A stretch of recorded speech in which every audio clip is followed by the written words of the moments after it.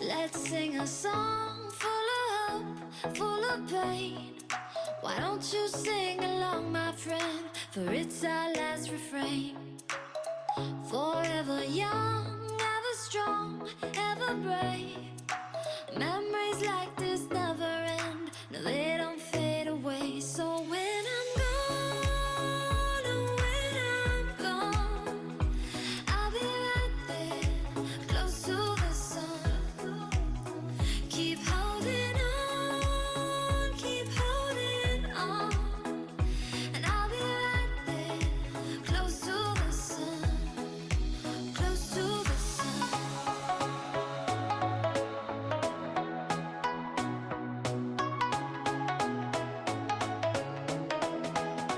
Close to the sun.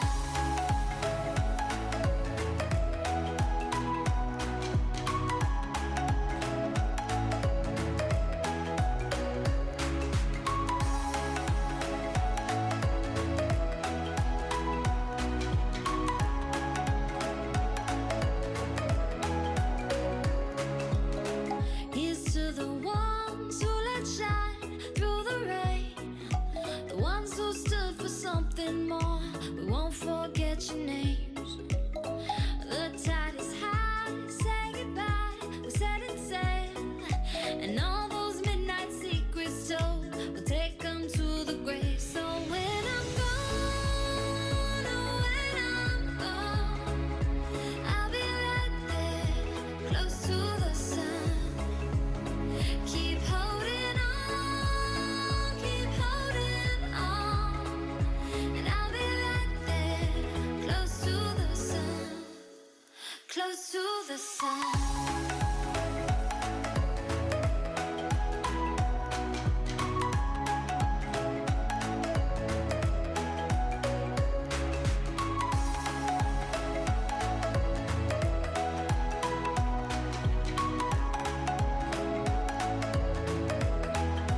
Close to the sun.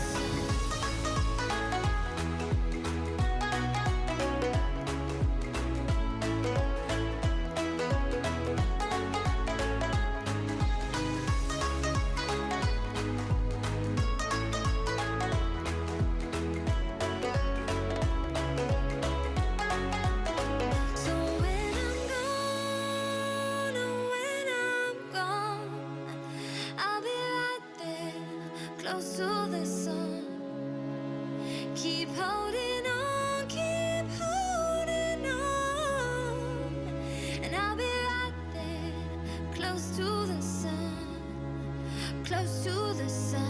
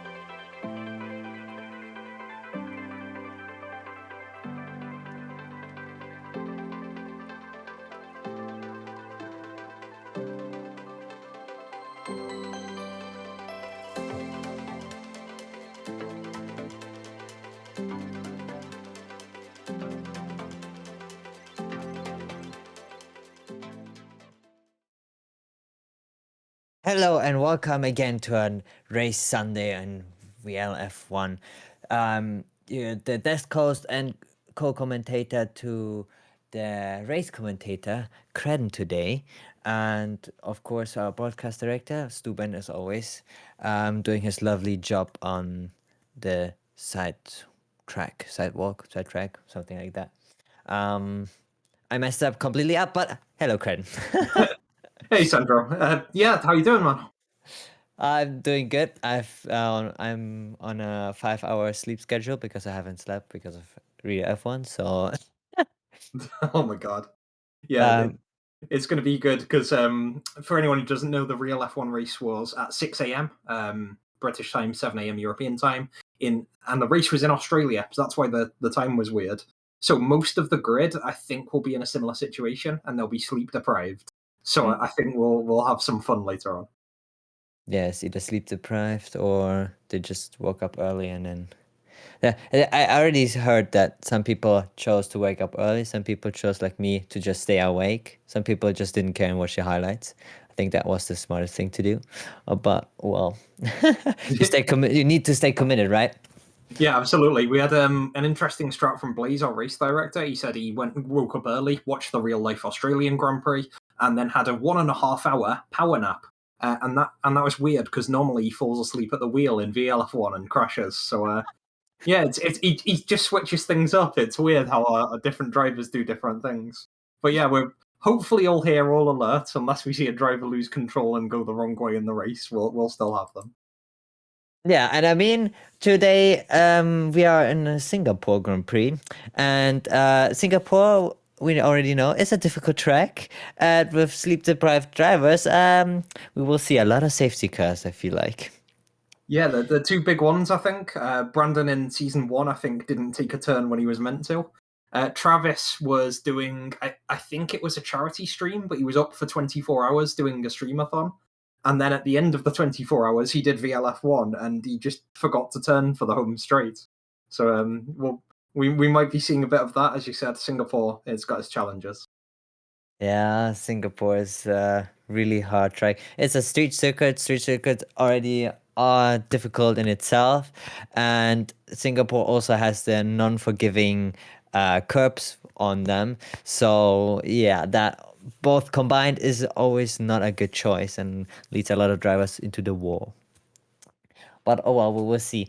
I mean, it will be interesting to see because I think you can correct me if I'm wrong, but I feel like we never had a wet Singapore. Is that right? Can it Ooh, be? I I can't think of one. I think we've had like five bappers or like test 50% where we've had the rain. I can't think of a situation where we've had it. It always seems to be dry, and I think of Singapore as you almost have it during monsoon season where it could be really wet in real life. But no, I've always seen it either in real life or on the game in official VLF1 capacity as a dry circuit, which sort of helps things because on these circuits like Baku, Monaco, Singapore, it's a street circuit. It's very unforgiving. You've got to get traction in all of the corners. To have a wet setup or a wet condition would make it very, very challenging indeed. It was challenging enough when we had qualifying in China last week wet. I don't think we'll see all of our cars get round the circuit if it's wet here. Yeah, no, it was just a random thought I had because I always as well considered Singapore as a dry track, but then I remembered we are not in real life, so the game can might just throw in rain here and there because well, it just likes to do that. But I don't know if we ever did it in the wet. So that would be interesting. It would change a lot as well and spice things up, I feel like. But then again, I might be as well of a race of just don't DNF and you get points, which we had in Baku once, I feel like, where we had a lot of DNFs. It wasn't one of the official VL races, it was one of the um, Impress hosted once. But I remember that there was just the policy of if you don't crash, you get a lot of points. And I feel like if Singapore is on the wet, it might be a similar situation. Yeah, well said. Like, there's going to be when we were talking on the pre-show, it was the case that we could sort of set up power rankings for a lot of tracks. We could almost predict who was going to be first, second, third, have a good idea for which 10 drivers will make it into the points. However, when you get to street circuits, it leads to some crazy results. I'm looking at the standings at the moment. When the last 2 street circuits we had, Monaco and Azerbaijan, the 2 winners were outside of what you'd normally expect. So Maka won despite a string of a few spicy results beforehand in Azerbaijan. When we got to Monaco, I think Miffy and Shadowhopper were fighting for the win in the final 2 laps. So hopefully we'll see a continuation of the pattern. It'll be really unpredictable. And our drivers at the tops like Sunny, Travis, Crispy throughout the season, it's going to be a real leveler, particularly with wet weather, particularly as we get late on, even if there's tyre strategy changes. A lot of drivers are made more equal by Singapore and similar street circuits. It's less predictable who will win, and it's harder to build a giant lead like we saw from Sunny in the Chinese Grand Prix last week. Yeah, and I hope as well that we have a little bit more interesting fight in the front because, like you already said, Sunny dominated China, and I already said it last week. It is a hard thing to do because you still need to be consistent, but it is a little bit easier. Let's say if you have a confident time between you and the next car to just stay consistent, be in your zone and drive. So it will be interesting to see how this will handle, especially with safety car restarts. You always have to do your best and lead them. And let's say if Sunny is first and he has to do multiple safety car restarts, it might be interesting to see maybe one or twice of a little bit not paying attention and you find yourself either in a wall or not P1 anymore. So it will be interesting to see how this one will be handled, as well as lapped cars. But I don't want to see how that one turns out.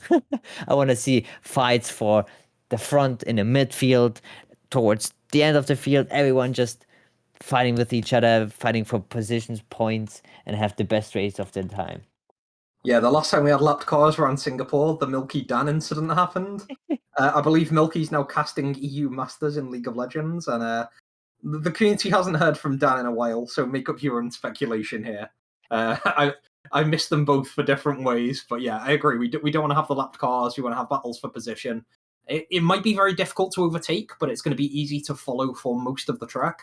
I had a brief look at a track map a few minutes ago, and whereas Sector 2 is very difficult, there's a lot of right angles, there's the Singapore Sling, turns 10, 11, and 12, and definitely the bridge towards the end is difficult. The DRS detection zones and the straights afterwards are going to be key flashpoints for battles. The home straight is great to get an overtake on, but you have to really go full tilt around turn 22 and 23.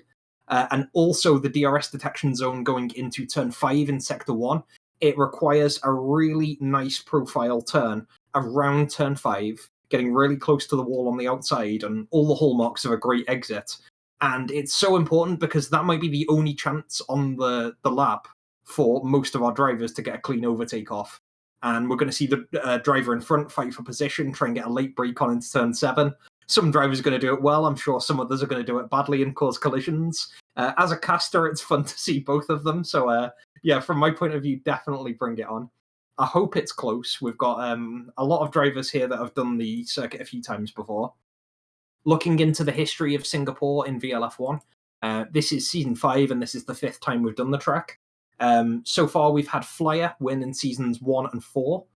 Between that, we've had season 2 won by Travis and season 3 won by Calm. So the 3 drivers to have won the most Grand Prix overall, Calm, Flyer, and Travis, have been the only drivers to win here. Sunny is on an absolute roll. He's won 10 races, all of them this season. He's looking for win number 11, and he's looking for win number 5 on the bounce. He would be my favourite. He would be the Blaze Bet Bookie's favourite to win. Blaze actually gave me some odds for Blaze Bet before the race. He's got Sunny at 6 to 1 on, 1 to 6. He's super favourite for this race. Everyone's just piling their money in on him.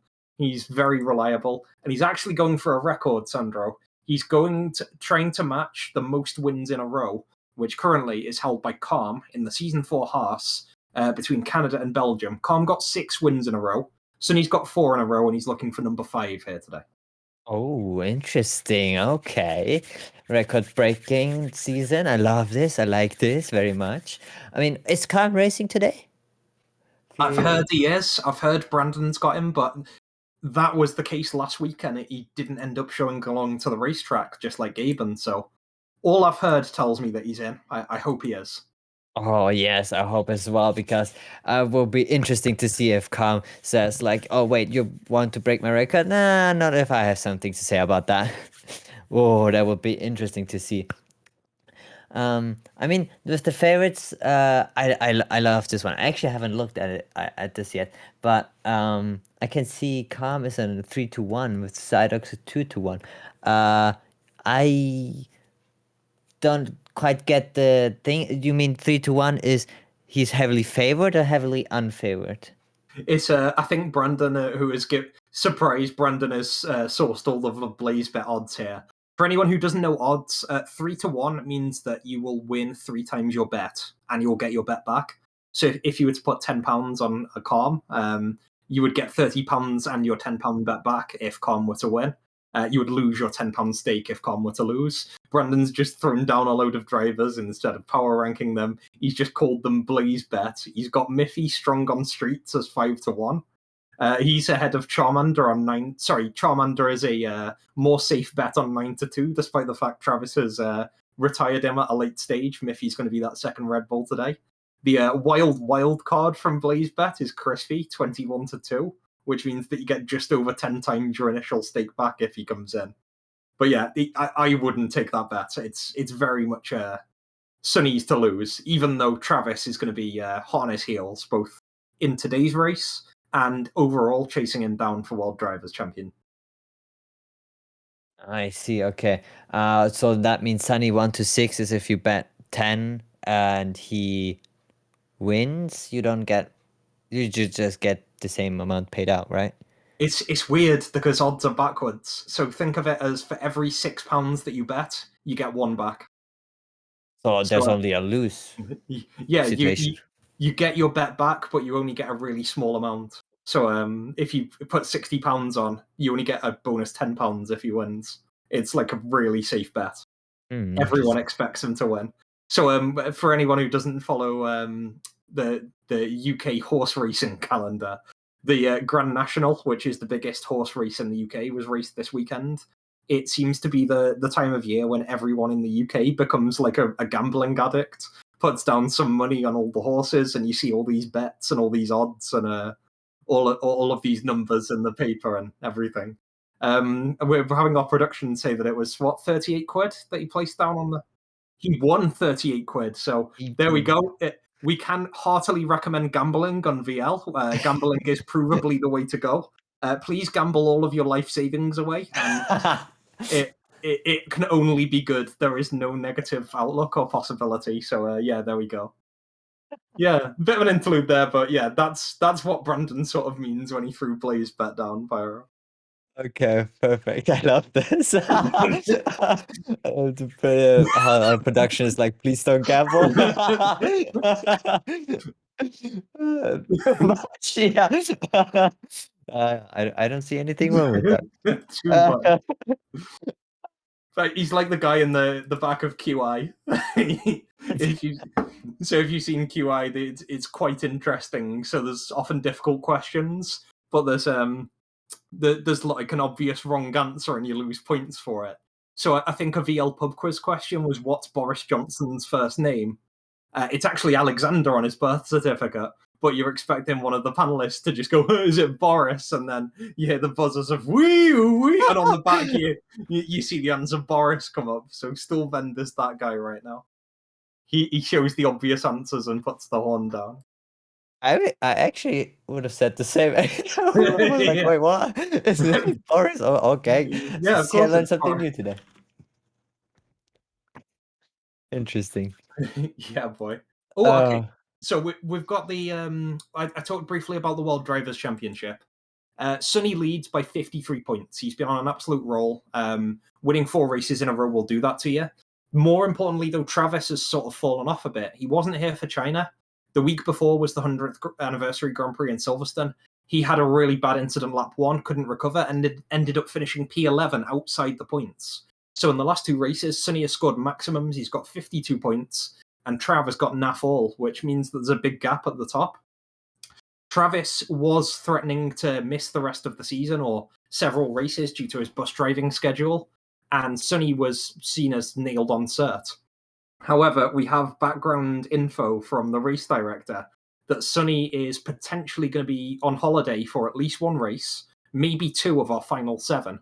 Not today, he's here today, but for one or two future races, he'll be away, which means that the title race might be back on. Trav might be able to use Sonny's absence to get back in there, get some points. But right now, while they're both on track, Trav needs to show Sonny who's boss. He needs to stop him winning 5 in a row. He needs to stop Sonny from getting Aston Martin anywhere near Red Bull as a constructor. And Trav it will now be Trav and Miffy, by the way. So Charmander substituted at a late stage. Trav and Miffy together need to get some all important points on the board round it. Yeah, also, while you were speaking of constructors, Aston Martin today only has Sunny as a driver because I snitched Sidox for this weekend. So Aston Martin only one driver with point scoring. That can help Red Bull staying ahead because Aston Martin currently is only 22 points behind. If both Red Bulls don't score and Sunny gets first place, yes, they will overtake them in the constructors, but it's very unlikely because they have two cars and Sunny has only one car, meaning that the Red Bulls need to score some points, yeah, some heavy points if Sunny wins this race, but they can still stay ahead of the Aston Martins and the constructors. It got a little bit more difficult for Sunny because now he's back to being all by himself. Yeah, But and the rules are, I think, the lowest constructor gets first pick of reserves, with McLaren, normally Haas, maybe Alpha Tauri needing a reserve. It's really unlikely Sonny gets his hands on anyone, let alone Zydox, going forward. yeah, so it will be very interesting to see how that one will shape out. Well, I mean, everything can happen. We've seen him getting Sadox now for 2 or 3 races, which gained him a lot of places and a lot of points in the constructors. And not a lot of positions, but a lot of points in constructors. To be fair, while I say that he can reach maybe for first place with the Aston Martins and the constructors, third place right now is held by Alfa Romeo, closely followed by Ferrari. But there's still a 200-point gap between second and third place. So even if he doesn't catch first place, maybe second place is kind of all for him. Yeah, it's looking very two-horse race, both for the Drivers' and Constructors' Championship. It's time to get depressing, Pyro, because McLaren, you've had yourself for the earlier part of the season. Recently, it's been Carlos and Scott putting on the orange. Zydox, of course, is racing for you today. I'm going to pull out a depressing stat. In the last 9 races, McLaren have scored 5 points in the Constructors' Championship. So if Zydox scores P7 or above today, he will score more than McLaren have done as a constructor for 9 races. Do you think he's going to do it? I hope so. That's why I picked him. It is really depressing season for McLaren this year. But I'm just preparing for a better future. It's all part of the McLaren master plan. I took the Ferrari master plan with me and brought it to McLaren, and it will, just like with Real Life Ferrari the past 2 years, similar to McLaren now. Just watch and then we suddenly be in the front again. That was my plan. And with Sidox now, I want to see how a good driver performs in our car. A decent driver. I even say he's a good driver, not even a decent. He's actually a good driver. Performs in our car and gets us a lot of points. Ooh, Yeah, the real battle, I think, for both constructors and drivers might be the Haas guys, because Hodgson is the Haas captain. He's got Franklin in as a reserve. Currently, McLaren and Haas are on the same number of points, 40 at the bottom of the Constructors' Championship. Do you think Zydox and Hodgson are going to get into any battles, or do you see it being close, or do you think one's going to be way ahead of the other? I feel like Sidox is way ahead of Hodgson. I mean, uh, depends. Yeah, no. Actually, I can see Sidox being ahead of Hodgson because last week in China it was just an unlucky situation with him double stacking. That's why he was close to Hodgson, and had to overtake him. But even then, I feel like it wasn't really close. Hodgson is a good driver, yes, but Sidox feels like he has the upper hand on this battle. I mean, I haven't seen him on street circuits yet, to be fair though, so that can change everything. And maybe the McLaren unlucky train hits again, and Sherlock doesn't score points. So yeah, I'm interested to see how he will perform today. I mean, I with Haas being close to us, and we're fighting for the last place, even if it's unsurprising. I try to hopefully score, or McLaren scores as many points as possible, of course. Yeah, it's going to be a nice battle, and wherever anyone is in the championship, you can always look at the people around you, have a nice little battle. No one's going to be reaching Red Bull or Aston Martin at this late stage in the season. Maybe Ferrari and Mercedes senior teams can catch up with their junior teams. At every point in the drivers or constructors, there's always a driver nearby that can just sort of compete with someone. Yeah, so there's going to be a lot of battles to watch out for. We had obviously a talk about it on the pre-show, which was on Friday this week, 2 days ago. I'll ask you at the moment, Pyro, is there anyone who maybe isn't doing too well in drivers or doing too well overall, that maybe you think will have a really good race that's suited to either Singapore or like street circuits, or is just going to have the weekend of their life this week? Oh, that's an interesting question. Um, well, I've been thinking, uh, street circuits usually, like we've always said now already, tend to surprise us because um, good drivers always push to the limit, and sometimes the limit is inside the wall, and then yeah, you're just yeah, that doesn't help you anywhere to get anywhere.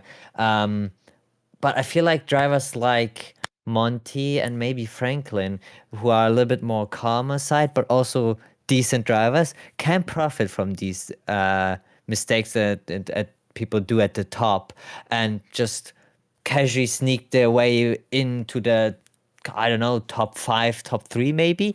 So that will be interesting to see if I have eyes on both of these drivers, because I feel like one of those two will outperform highly today.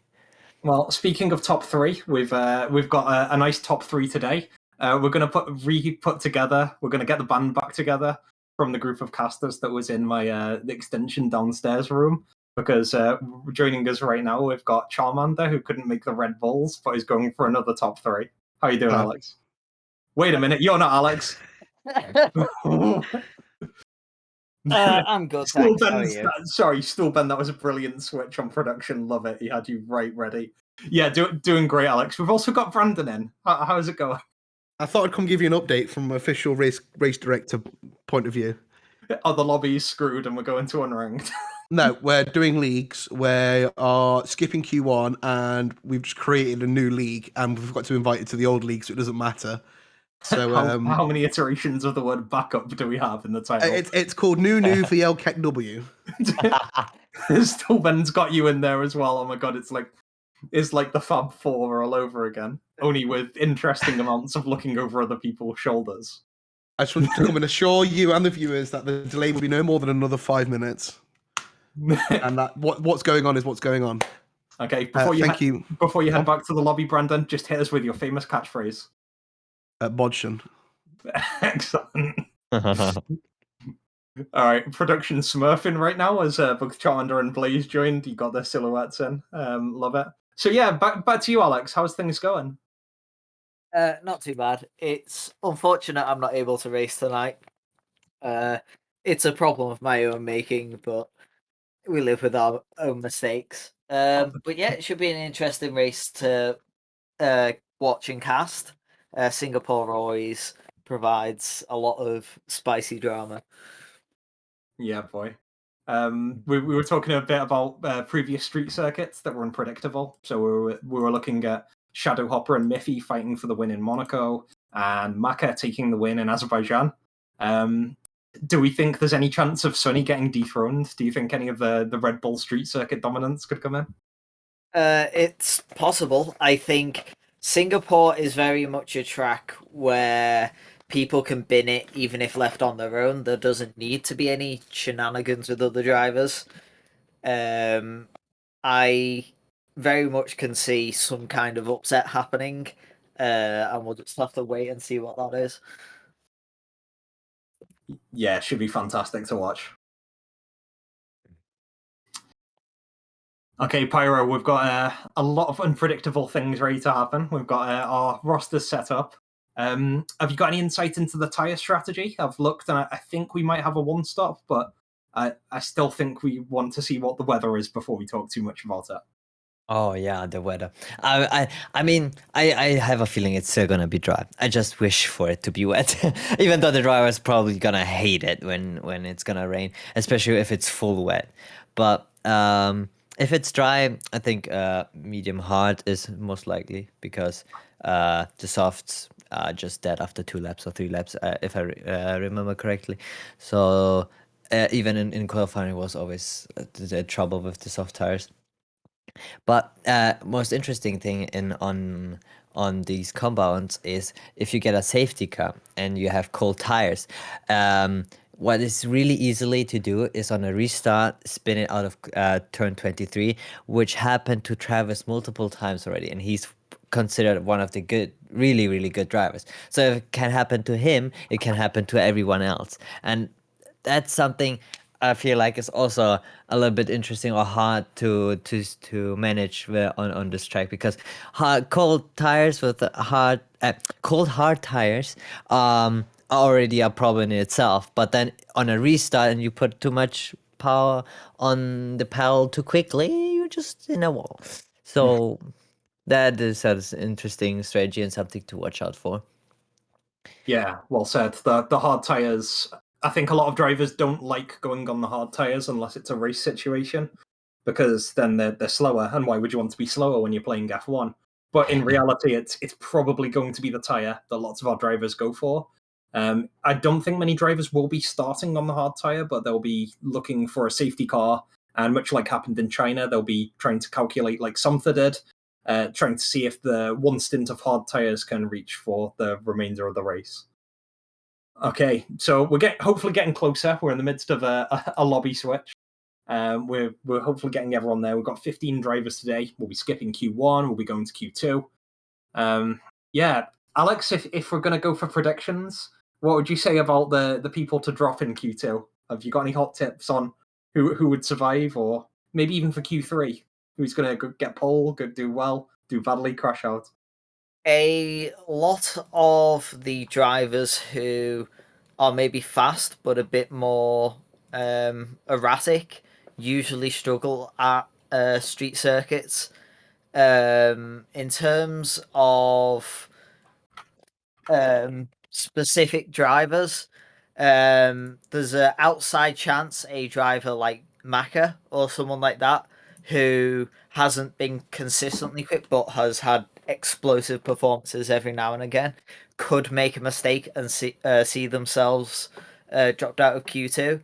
But I am expecting it to be a fairly standard running order, even if we do get one or two surprises.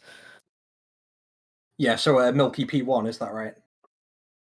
Yeah, definitely. According to my spreadsheet right here. There we go. Matches mine. Yeah, Milky's win. Good old times. What was it? So, season 3, was it back then or season 4? I don't know. I can't remember how long it was ago. It's the when we were doing the 100th Grand Prix. All of my F1 memories, from starting out in Red Bull to doing Renault to doing Ferrari to doing Mercedes and Racing Point, all sort of blur into one. So I couldn't call whether that was season 1 or 5 or. It wasn't the good old days. Let's just agree on that. Yeah, absolutely. we're some of the most veteran drivers here. We've got these young upstarts like Gabe and Sonny, the BBU lads. But yeah, we're OGs. Alex, you're an OG now, and you weren't even here for season 1. Yeah, I think you can definitely tell we're the boomers when we're sat here going, wait a minute, what season was that in? Was it 2, 3? Yeah, but I mean, you can never forget the good old times. I mean, even the times now are really cool, and I love this how far we've come. But you cannot forget the good old times where everything was more of a mess and more interesting handled. Let's say it this way. But really quick before we start into qualifying now, I have an interesting question. The regarding, let's say, who is it? Ferrari. I mean, we've not talked a lot about Ferrari, I feel like, in the last weeks. With Glenn being a consistent driver, sometimes not knowing what the track is, look at China, and him having Gabe and Maka in his team also. I feel like they're just, now that Hodgson is gone, they've been just looked over and not really. Yeah, they're just somewhere in the midfield, somehow threatening it. I feel like Game wasn't there in China, right? Correct me if I'm wrong. He wasn't racing in China, but I feel like one of those, like Maka is a good street circuit driver. We've seen him win in Baku. Glenn, yes, he's a good midfield driver who has sometimes problems with Brendan and likes to crash him out, or the other way around. And Gaben, who is all in all a good driver, and if I remember correctly, in BBU he was even first place in Singapore, meaning that maybe one of these three today can surprise us positively, and that's a question I wanted to ask both of you. Which Glenn, Gaben, and Maka, which one of these three drivers do you guys think have the most potential to threaten the top three? I'd say. If Alex, you want to start? For me, I think it'd probably have to be Gaben. I think Glenn's put him in Ferrari for a reason. I think he is the most well, I won't say most consistent out of the three because that is Glenn, but I think when Gaben is on form, he can take it to Sonny and Travis. He just doesn't seem to do it at every single race. But if we do look at it in a one race environment, like sometimes you have to, it's definitely Gaben who can stand up and take it. Yeah, I'm with you on that one, Alex, because yeah, Glenn's consistent, but he's also consistently between P5 and P7, which isn't really what you want for a sustained battle for the top of the championship. Consistency is very good, but you've got to put the consistency bar somewhere. If you're consistently 14th, you're going to end up with 0 points. But yeah, you've got Gaben and Maka, both have 2 wins each. But looking into how that happened, Maka's 2 wins, one was in the street circuit chaos of Azerbaijan, and the other was in Spain when Gaben wasn't there. Crispy retired and Sonny retired. So yeah, Gaben's had probably more difficult opposition on track when he's won. He's got the higher highs overall, and if you're looking for someone to develop, Gaben certainly seems to have that edge. And the proof of the pudding is, as Alex said, Glenn has picked him for a senior team, and you've got to trust the guy who hopefully knows his drivers, knows either their availability, their peaks, or how they're doing. So yeah, Gaben is the shining light of the future, although they are very locked right now. They're between P4 and P6. There's 12 points between them in the championship. It's going to be fun to watch how they play out. But Gaben, if he attends every race and manages to stick up to his potential, that's where we see some acceleration in world drivers. Mm.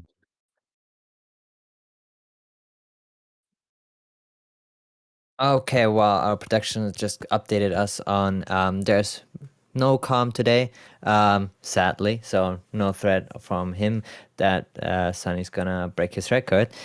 So Sonta's gonna be in a Mercedes.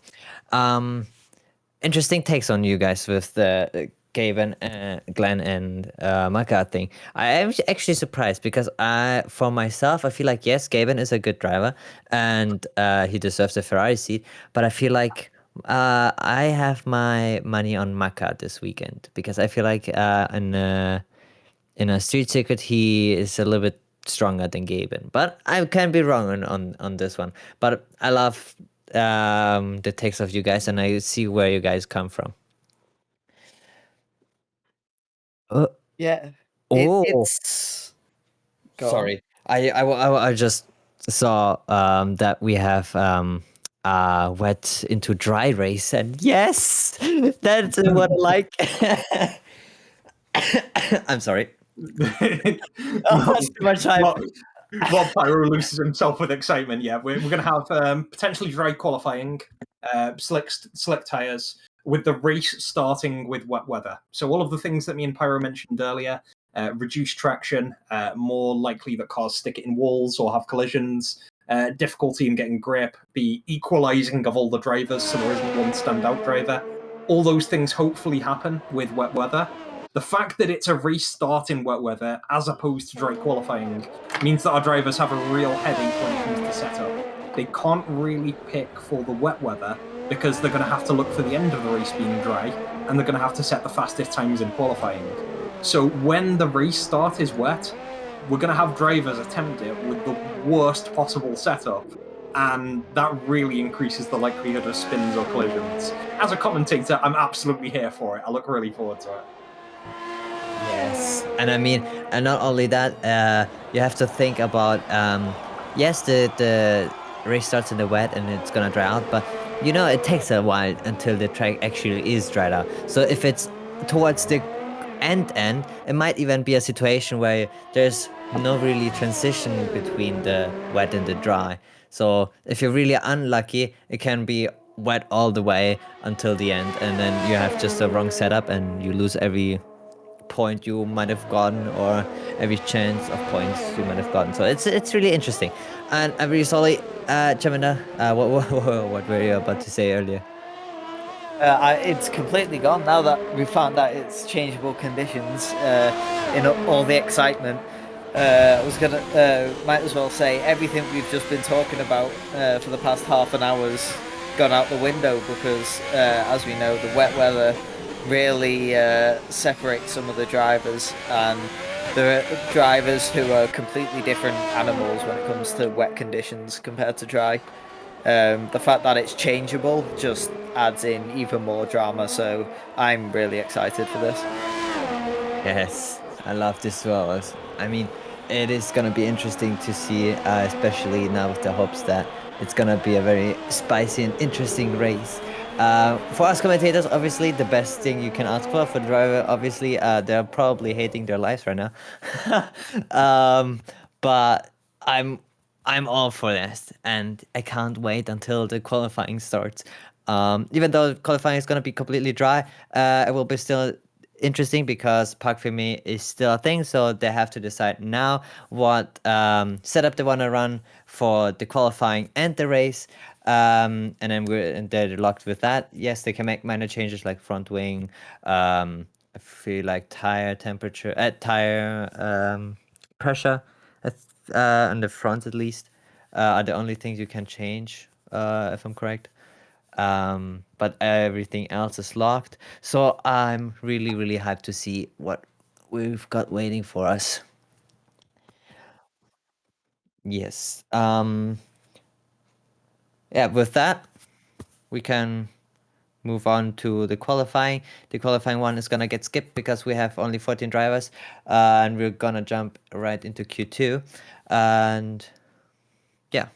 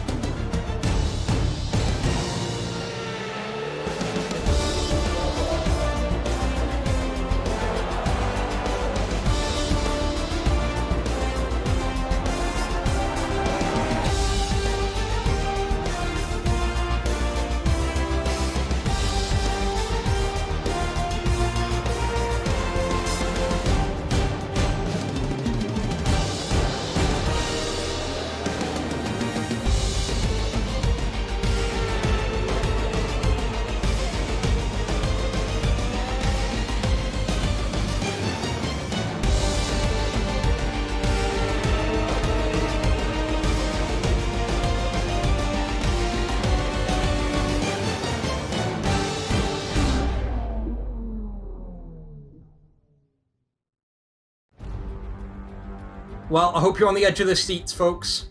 Me, Pyro, and Charmander are here to bring you qualifying in the race, live from Marina Bay in the Singapore Grand Prix. Obviously, it's late into the evening because all of the focus is going to be on the track. I love the atmosphere here. It's so different to a lot of circuits. It's in downtown here in the Kallang area of Marina Bay in the Republic of Singapore. We're here for quite a difficult track, 23 turns, a lot of them right angles, very similar to other street circuits. We're going to be seeing dry weather initially, and then for the start of the race, we're going to see interludes of wet weather with it forecast to dry later on. We've got some real potential for issues because of the block Fermi, because of the changes of strategy that my boys have pointed out already. And of course, with a street circuit, it's one of the great levelers. Will Sonny get win number 5 in a row? Will Travis strike back? Let's answer those questions. But first, let's get into Q2. And here we are in Marina Bay. We've got 15 drivers. We've got Miffy replacing our boy Charmander in Red Bull. We've got Somtha replacing our boy Calm in Mercedes. We've had the 2 substitutes Zydox into McLaren. Franklin is going to jump into Renault/Alpine with Whopper. Sorry, that's a complete lie. We're going to have Franklin jumping into Haas with Hodgson. So the rest of the grid should stay fairly static, jumping straight into Q2. Pyro, what are your thoughts here? Are people going to be going for the fastest times or to try and set banker laps? I think the first lap they're just gonna try out again and see if their setup is behaving like they want to, and then they're gonna just push in a good lap. I feel like, okay, the top half probably not full out pushing, they're just playing it a little bit more safely because they feel like they can go past Q2 easily with their times, but the mid to bottom half will probably just pull everything out what they have already because they want to make it into Q3 and then even prove in Q3 that they can start way in front. Besides that, by the way, I find it interesting that we have lap 1 out of 3. Okay, now it changed. I was about to say, so in qualifying we are only allowed to have 3 laps. Yeah, new restrictions just as you're getting onto a street circuit. One more thing, Pyro, we've got a split of tyres, we've got softs and we've got mediums for only Miffy and Sonny, the rest on the soft tyres. Any particular thing that would interest you about that, or do you think Miffy and Sonny are just wasting the mediums for now? Maybe they're even just testing out how the mediums feel on this track because probably they've only done time trials so far. Or they're just flexing. Everyone is saying, I can get past on these mediums as well, so I don't even have to try. One of those two. Yeah, we've got a nice little variant here. We're going to be following our boy Franklin here. He's just coming through Sector 1. Alex, I know you've done this track quite a bit. Do you want to take us through the sort of things Franklin's going to be doing around this lap? Yeah, so this circuit is very, very much like an adult-sized version of Monaco, where it's slightly wider but just as unforgiving. There are a couple of runoff areas, but you still want to be running as close to the walls as possible. It's a lot of unforgiving curves as well. If you take the wrong angle through one of them, you will bin it, just like it looks like Hodgson has done as we go past him. And he is completely out of qualifying by the looks of it, so we do have our first DNF of Q2. Yeah, that was super fast as well. Like, Hodge is gone, we're down to 14. Hodge is one of the more accomplished drivers historically. He says Singapore isn't one of his favourite tracks, but he seems to have DNF'd in exactly the place where most people spin in time trial, coming out of turn 3, getting the oversteer on. And yeah, Pyro, is that a big shock to you, or are we going to see DNFs all over the place? I mean, I was expecting some DNFs, not that quickly, especially not on an out lap. But I mean, okay, fair enough. Maybe he already wanted to push and see where his limits are, and that cost him, the car already being shunted into a wall. Not really that surprised though, to be honest. I mean, but with Hodgson, you have a 50-50 chance that he's either tryharding as well and putting into a wall, or tryharding and actually getting a good time. True impress mathematics coming out there. I want to see if there's another driver we can follow on from. Is that Franklin again going around the end of Sector 1? Oh, we've actually got Blaze coming around here into the pits. Let's take a look at Travis. He's starting a lap right now. Alex, I'm going to send it back to you because he's your teammate. How are we looking for Trav? Yeah, so as I was talking before, a lot of Sector 1 you want to cut the inside curb of Turn 2, but you do not want to touch the inside of Turn 3. Coming around here, you almost want to get on the power earlier, but if you get on the power too early, you will just understeer right into that wall. Open up the DRS, fastest straight, and then quite a late braking zone into what I would consider one of the hardest parts of this track. This is where you can really make or lose your time here. Coming up to these next few corners, they're almost a miniature S. This is where the old Singapore sling used to be, which used to be quite an aggressive corner that launched you into walls. Coming across the bridge here, we're going down into a hairpin. Trav runs it a bit deep, but that's not as costly on this corner because it does give you quite a nice exit onto one of the next straights. Here you can run quite wide as long as you are 2 tyres on the inside of that white line. That lap is completely valid. We're now closing up to the second bridge of the track. Very tight, slow corner going through Bodgham Bend, through Sector 3. Now, a lot of drivers here can put on the power a bit too early. Trav has a bit of a wobble on the front, and he comes across the line here, and he goes up into P5 on the mediums. One thing I did want to add on with what was said with the mediums before, some of the drivers might want to be covering just in case the game gets it wrong and it is a dry start. If they can get through on the mediums and it is a dry start, they are in a much better position when the rain comes. Fair enough. Yeah, well said. Like, I can imagine the softs don't last long. I mean, having done this before, Alex, so they only need, 5-6 laps on the softs? If you're lucky. This track is notorious for eating tyres. A lot of the high-speed, high-throttle corners, despite it being a street circuit. As far as I'm aware, it's the 3 hardest compounds as well, so it's not a very forgiving track on the tyres. Some of the drivers that are better at looking after the tyres, like Travis, really do seem to love this track. Yeah, well said. I've certainly seen it from Trav before. Cali back in the day, that shows my age. You used to really be good as well, just preserving those tyres. Sonny is also on the mediums, much like Trav and Miffy, the 2 guys in the Red Bull garage, and he's already top of the shop with, according to my UI display at the moment, only 2 of 3 laps gone in this Q2 session. So yeah, we've got a 10th lead, and I can't say enough that he's on the medium tyre compound. So by rights, he should be, I would say, about a second slower than the drivers below him, maybe a second and a half. Somtha, Maka, Shadowhopper, Glenn on the softs, all in the pits. Sonny's going to keep going. I think he's very much like a flyer driver. He'll probably set 5 or 6 laps in the session and then just go back to the box. We'll see what happens anyway. Trav's still out. Most of our drivers in the pits. Blaze and Crispy yet to set laps. We've actually got Crispy on a hot lap right now. Pyro, if you look up how Crispy's driving, is there anything you can particularly grab from what he's doing? I'm afraid I don't understand the question. I No. feel like, I mean, No worries. I'm very sorry today. Usually I don't have a problem with listening and all that, but I'm very sleep deprived, so sometimes. Can you rephrase the question, maybe? That's okay. There's a lot of late substitutions. To be honest, I'm just saying, is there anything you want to pick out from Crispy's lap? Is he doing anything well, doing anything badly? Okay. Are you seeing anything about his driving? I mean, nothing in particular. I feel like he's hitting most of the apexes.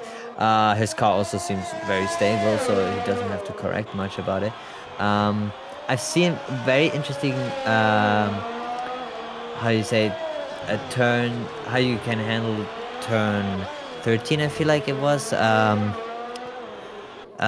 Was it 13? No, before the tunnel, where before the qualifying started, I showed you, Cran, how you can actually take the corner to get more out of that turn.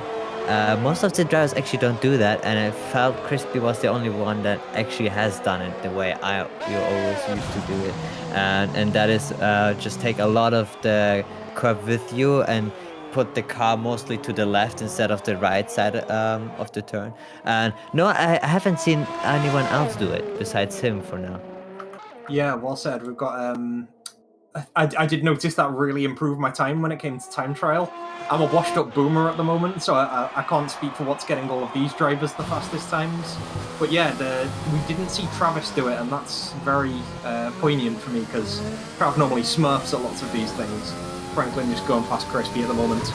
We do have the timing resolved, so we have 5 minutes remaining in Q2. So when the time hits 0, our drivers can no longer start a new time lap. At the end of Q2, we're going to have our slowest 4 drivers, or rather slowest 3 drivers plus Hodgson. They're not going to make it into Q3, and our remaining 10 will start the showdown. We've got Gaben and Zydox doing sort of track walkie times, sort of just chilling at the moment. Blaze has not set a lap yet. Alex, we've not had Blaze do really well in the past. It feels bad because he's my boy, he's the race director, but I am going to take every opportunity to clown on him that I can. He hasn't had good form, he hasn't set a time yet, there's 4 minutes to go, and I've just seen a raindrop on the screen. Is there any hope for Blaze here?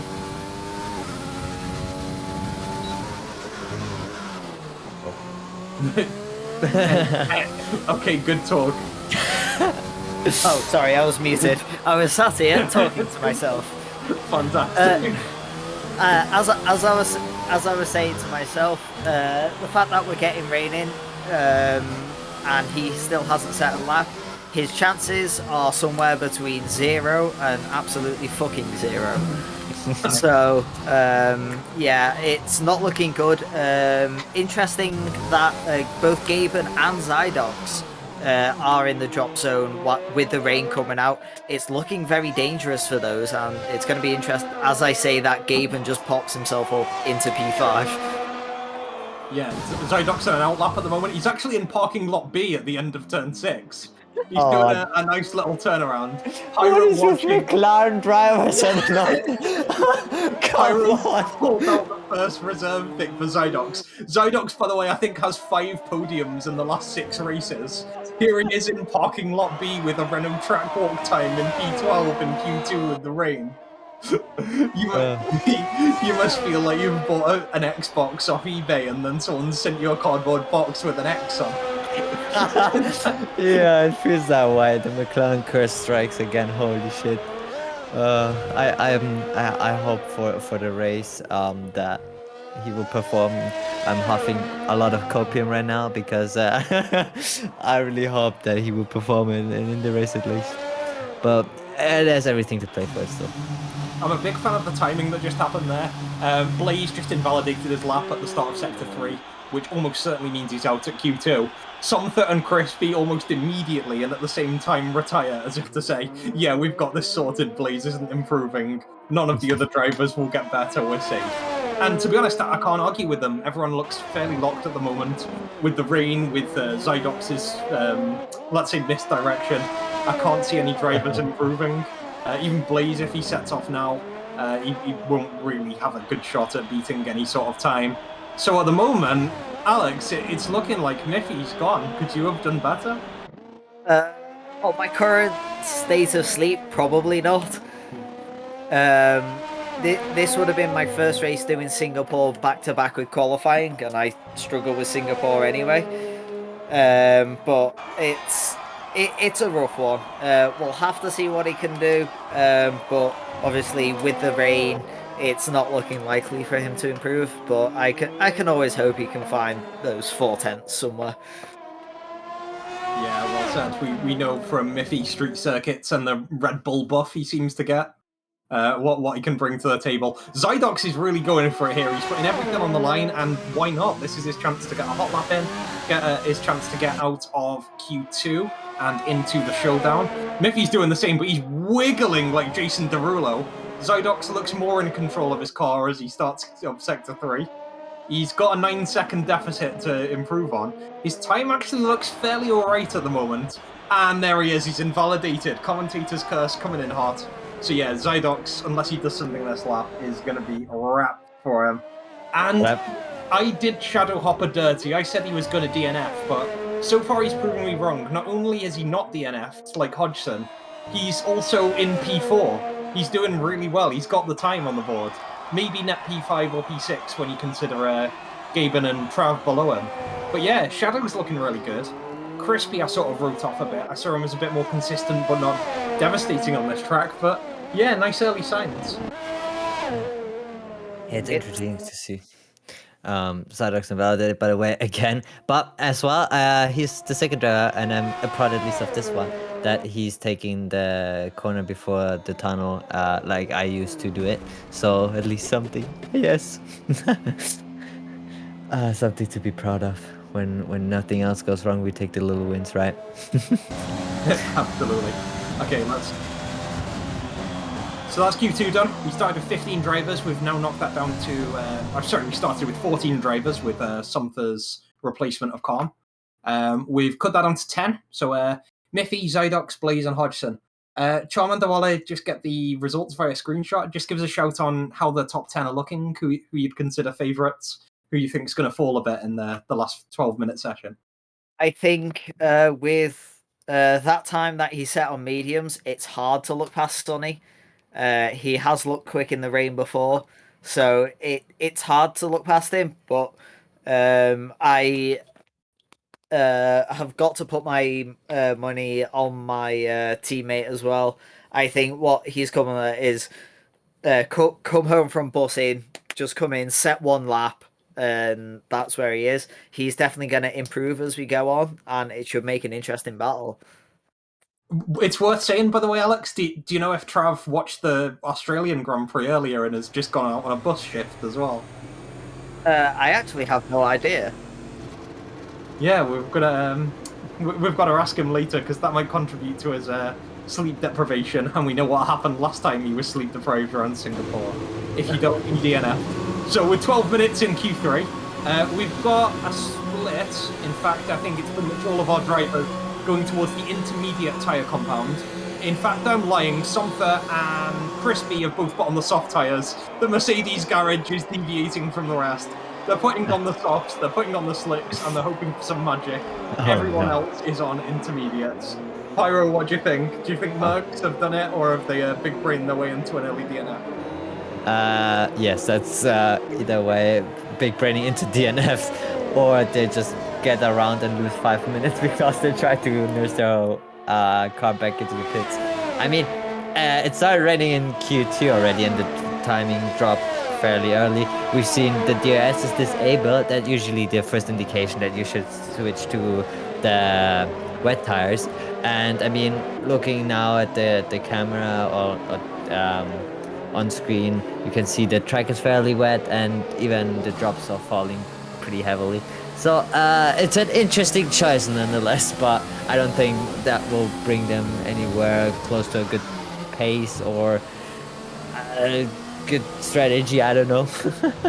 Yeah, I was totally going to bring up an angle on what the target times were in Q3 last season and how they'd compare to Flyer, who was the pole sitter in Season 4. But yeah, I don't think anyone's going to be reaching Flyer's heights, considering he was on soft tyres. These guys are pretty much going to be on the green ints, or if you're in the Mercedes garage, actually inting. Crispy's pulling over to the side, Monty's going through. It's increasingly looking like they're just going to pull back into the pits and just sort of salty run back for the remaining 9 minutes. But you know what, they've still got it in them. The other drivers are going around. At the head of the formation at the moment is Franklin. He's just gone past Bodge Bend, which is deep into Sector 3 in the tunnel. I really want to see how he handles these few corners, but let's have a look at a driver we haven't had a look at before. I want to see how Maka does, because I think, Alex, you highlighted him as one of our more coin flippy drivers. I want to see how he gets on as he starts this timed lap on the intermediates. Yeah, as I've said before, the wet really separates the men from the boys. It looks like so far turning into turn 1 and through turn 2 and 3, he's got a good control of the car at the moment. He is keeping it really nicely on the driving line. He's understanding how much grip he's got. A bit of a wobble as he comes out of turn 4, but nothing too bad. Yeah, he looks fully in control of this car. It's going to be interesting what sort of lap time it is. I think this could be up there with the best of them. Yeah, while it goes to Sector 2, it's worth pointing out Monty is retired from the session, so we're down to one Renault/Alpine. It's hard to tell because it looks like his car retired in the pits, but the site of the retirement was on the home straight. With it, it didn't look like a crash or a terminal damage, so I suspect Monty is just retired manually from this session. I don't think he had a pre-serve penalty, but we'll have to establish the facts after the session. For now, we can only concentrate on our remaining drivers, our 9 drivers with 8 minutes to go. As you said, Charmander, Maka is trying to adapt as best he can. There's a few wiggles. He's having to use very slow speeds and much lower gears than he otherwise would be going. He's building up a slight chain behind him. Glenn and Travis are following him around as we approach Bodge Bend. This would normally be an easy second gear entry, but Maka is having to go into the higher gear of 4th around the back of Bodge Bend in order to maintain his traction. There's no way he can go even close to flat out around this last corner, but let's see what time he gets. It'll be a good benchmark. Franklin with the 155 already. Maka is going to go ahead of that 154.7. Let's see how the other times stack up. Glenn with a 154.4. So Travis, oh no, coming out of the turn 23 as always. Oh no, he's reversed over the line and he just got back out of Sunny's way.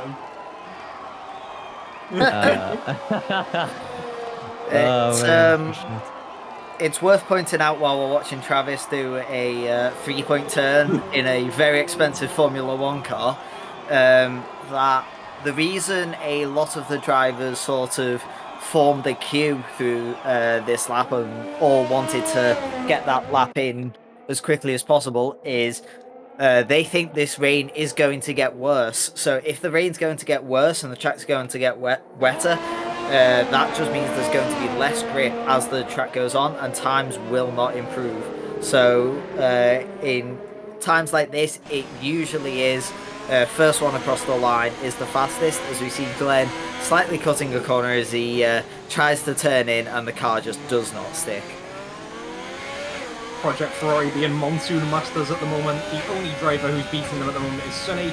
He is our juggernaut at the moment at this mid-stage of the season, getting towards our last 5-6 races. Change the track, change the people racing, change the conditions. Sunny always seems to find a way up top. Let's have a look at who hasn't set a time yet. It's our boy Sonther. The UI is showing him on the soft tyres, but they look pretty green at the moment, and yeah, that's now been corrected. He's on the intermediate tyres, and this will be his first time lap with a real wiggle going around turn 5, and there he is, invalidated. So the clock's starting to count against him. Even if he keeps on this set of tyres with this ERS, he's going to have maybe 2 laps at best to set a time. He's got to get something on the board, and so has our other man in Mercedes, Crispy. Pyro, you've done this many times going towards the last few laps in Q2 and Q3. Is the pressure going to get to these Mercedes guys? Do you think they can set a competitive time? Or, like Alex said, do you think it's going to get too wet for them to get close?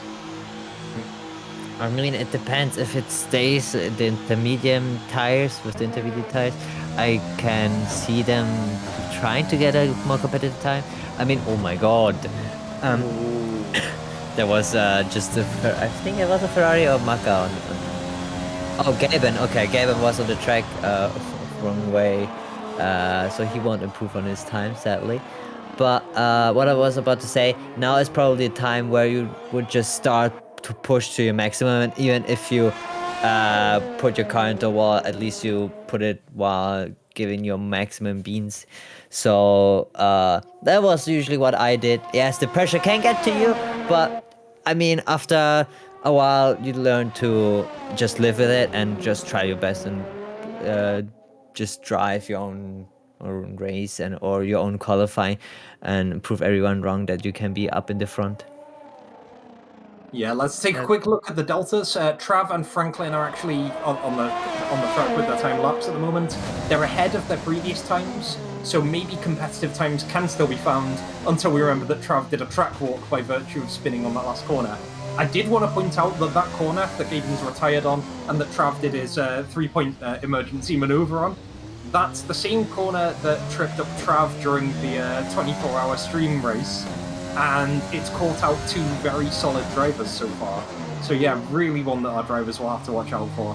Alex, Trav's looking really good, isn't he? Yeah, so far, if the game data's to be believed, he set 2 purple sectors through Sector 1 and 2. He just needs to wrap up Sector 3. Now, Sector 3, you can lose a lot of time in it, especially during... so it's going to be interesting to see whether he can keep it through the last corner as well. This is where the real grip is going to be felt wanting, and does he keep it within the lines? Just about. Very close to the edge, and he puts himself P3. Yeah, very good time there. Not quite as fast as Gaben. Gaben, of course, now being just one tyre on the track. The rest of his car's disappeared to the ether. But yeah, it really shows how devastating Sector 3 is, as Alex was saying. How you can be purple in 1, purple in 2, and then lose, from what we can see of Sunny and Gaben, more than 1.3 seconds to the leader in that last sector. So yeah, Trav gonna have to bulk that up, but also he doesn't really have to. He's on the front 2 rows already. It's hard to see other drivers getting close to that time. There's a big gulf of 1.7 behind him. And the good news for Gaben is that even though his car's retired, he is going to keep his position unless another driver overtakes him. So at the moment, provisionally, 2 minutes to go on the front row, things are looking good. Somtha and Crispy were looking pretty bad. Somtha has just come out of absolutely nowhere, out of the wiggles, out of the wrong tyre choice, with 2 minutes to go in Q3. He's just beaten Gaben, Travis, Glenn, all of those accomplished drivers. I said that he would DNF on the pre-show. He's just stuck a giant middle finger in my face with a 151.9. What an amazing time from that man there. He's very close to Sunny, and later on I'll be intrigued to see what corners he did that on. Pyro, can Crispy do the same? He's on a time lap right now. We'll see. It will be interesting to see. But I feel like the track got a lot wetter, so it will be at least very, very difficult for Crispy to pull out. But not impossible. I mean, I've seen him already doing good laps. It will be just interesting to see if he will be doing the same as Santa's going to, or did pull off. I feel like he invalidated though quite sometimes, because I haven't seen him put any lap times in, and he was out already 2 or 3 times. These are fresh intermediates, but the rain luck does look very heavy, so I don't think he will be putting a good lap in. Yeah, definitely looks like heavy rain conditions here. The rain's all around. You can see the dry line on the track, as opposed to the deluge all around. Franklin choosing to retire in the pits. I don't think he sees a better lap coming along.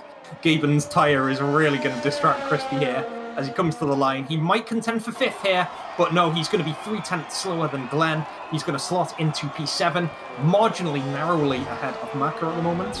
We're in our last 30 seconds of timing here, so we've only really got, I would say, 4 or 5 drivers who can set a time again. Gaben obviously retiring, Monty retiring earlier. We had Franklin have that retirement there, and with heavy rain, it's hard to see anyone getting better. Let's focus on who we've got at the moment. Somtha coming towards the end of the track will drop into the pits. We've got Maka doing a 3-point turn in Sector 3, getting quickly out of the way of Whopper, and we've got Whopper himself coming towards the line. He could be on for an improvement here, but he's unlikely to beat any of the drivers above him. I could eat my words, it was very close. It was within 1/10 of Crispy and Maka above him. Just about didn't happen. So there we have it. Everyone setting their times. Your boy Sunny, he's fresh off the back of 4 wins. He's in pole position, coming to reclaim his 5th win in a row. Doesn't look like anyone can stop him regardless of what conditions things are in. Alex, was there any surprise in that one? Did you think it would be that close? Did you think it would be closer, further away with the wet weather for Sunny? If I'm honest, given the times that were set previously, I think you've got to hand it to Somtha for being that close to Sunny. I think 5 seconds away, given he was sort of consistently setting times that, you know, were upwards of a second quicker than the rest of the grid, to put in a lap that puts him within 5/10, you've got to take your hat off. to him. Yeah, well said. Sonny is. I can't talk him up too much, or he's just going to get really narcissistic and just do more of his DMs that he's sending to me, like after China when he said that race was really boring after winning by like 12 seconds. We can't be having any of that. So, trash driver, he's probably going to crash turn 3. I think this is Hodgson's win easily. But yeah, Sonny's obviously favourite in Blaze bet, probably on this desk, and by virtue of his pole position. The more interesting battle for me is what's happening behind him, because for Franklin to get P6, I think would shock most people. Somther to get P2, most people might have seen China P2, but that was mostly him outbraining the rest of the grid with a tyre strategy. Somther being P2, maybe you wouldn't see it on raw pace. Pyro, looking at the top 10 as they stand now, is there anyone who's particularly impressed you? Anyone who's sort of upset you with the position? Overperformed or underperformed? I mean, like you guys already pointed out, Somta being in P2 only half a second behind Sunny is really quite impressive. Did not expect that one. Congrats to him on that one. Let's hope he can capitalize on that in the race. A little bit disappointed about Travis. I expected him to be a little bit closer towards. I expected him to be the Somta in this situation, being actually a little bit closer to Sunny, if not even contesting Sunny. But I mean, with the spin, he didn't change tires and just went for another try. That might have cost him quite a lot of time, especially with the rain coming down. But yeah, he was the most surprising disappointment, let's say it this way.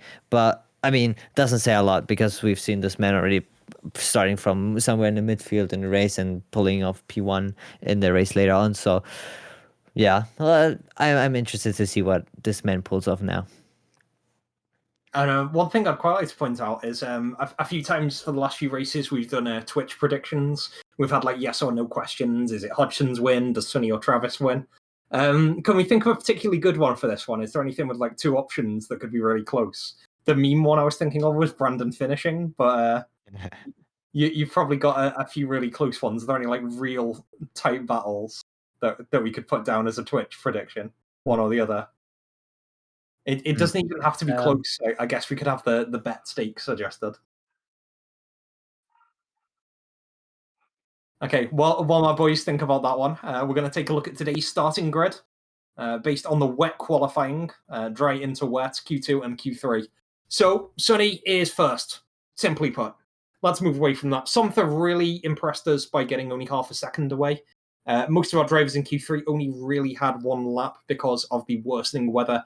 As Charmander pointed out, Somther got really close and beat some heavyweights in Gaben and Travis, who make up the second row. Gaben retired on the last corner, so it's not going to have upset him in quali. He's going to have to take note of it in the race, same with Trav, who did a 3-point turn. Glenn and Franklin, good friends. They've been Ferrari teammates for a few seasons, but Franklin is coming in Hodges' colours, so sets a real nice battle. They'll be next to each other on the starting grid. Crispy for Williams is going to be repping, and Maka is going to be there for Alfa Romeo, both in the junior teams for those four-man projects, putting really respectable times down, but not quite competing with the heavyweights. Making up the back of the top 10, it's going to be our boys in Alpine or Renault. Shadow Hopper leading Monty this time, unlike in China, where Shadow dooted Monty in the back coming up to the hairpin. Hashtag sorry, not sorry. P11 and P12, it's Miffy and Zydox, two heavyweights, who were caught out with the worsening weather in Q2, could not set a dry lap with the rain coming down. And then we've got the ultimate grudge match on the final row. Blaze and Hodgson, neither setting a time in Q2. Hodge retiring almost on command as soon as the session started, almost as if he'd been paid to take a dive. Blaze just didn't really have it in him, had a few invalidations, didn't really get around the track. He's got a lot to show if he's going to improve and get points this race. It's going to be really good. So, yeah, a lot of stakes here. One great idea that's been raised to me by Charmander is to have Gaben versus Maka. We were talking about the Ferrari lineup and how Gaben was elevated into the senior Ferrari seat. So I think a spicy one to sort of make Glenn feel guilty or sort of split between his boys afterwards is to have either Gaben or Maka finishing higher, beating the other driver on track. Think of it as like Racing Rivals style, because of the way Racing Rivals works. We don't have that matchup this week. So, guys in Twitch chat, I think we've got about a 10-minute window. Tell us who you think is going to be finishing higher out of Gaben or Maka. Pyro, I'm also going to send it your way. Which way would you go? Would you say Gaben or Maka to finish higher today? I'm looking at the qualifying. It's hard to say, but I still feel like Maka is gonna pull this off. Just because I don't think he's as aggressive as Gaben is, and his internet connection is more stable. And over to you, Alex. How would you skew things? Despite what I said in the pre-show, I'm going to side with Pyro on this one. So much so, I'm going to put 20k points down on it. So, Okay, man, the Grand National weekend truly has taken shape. I'm trying to predict myself, but it's there's a bit of a technical issue. Well, either way, we'll let you guys bet while we go through our preparations. Our drivers have finished theirs. They've selected their tyre setups. We'll see momentarily whether it's slicks or intermediates, as we do see some raindrops coming down. Last touches to the setup under Parc Fermé conditions have come in, and people have set their fuel totals. Formation lap starting now. Let's take a quick look and see what the tyres are. It's a full suite of intermediate tyres. Jeffs across the garage have told the drivers to put on those ints, prepare for the rain. If we're to believe our earlier forecast, we might expect it to dry up, so tyre choice and pit stop time might be fun. Until then, we've got everyone on a level playing field. Okay, Pyro, turn one. What are we thinking? What's going to happen?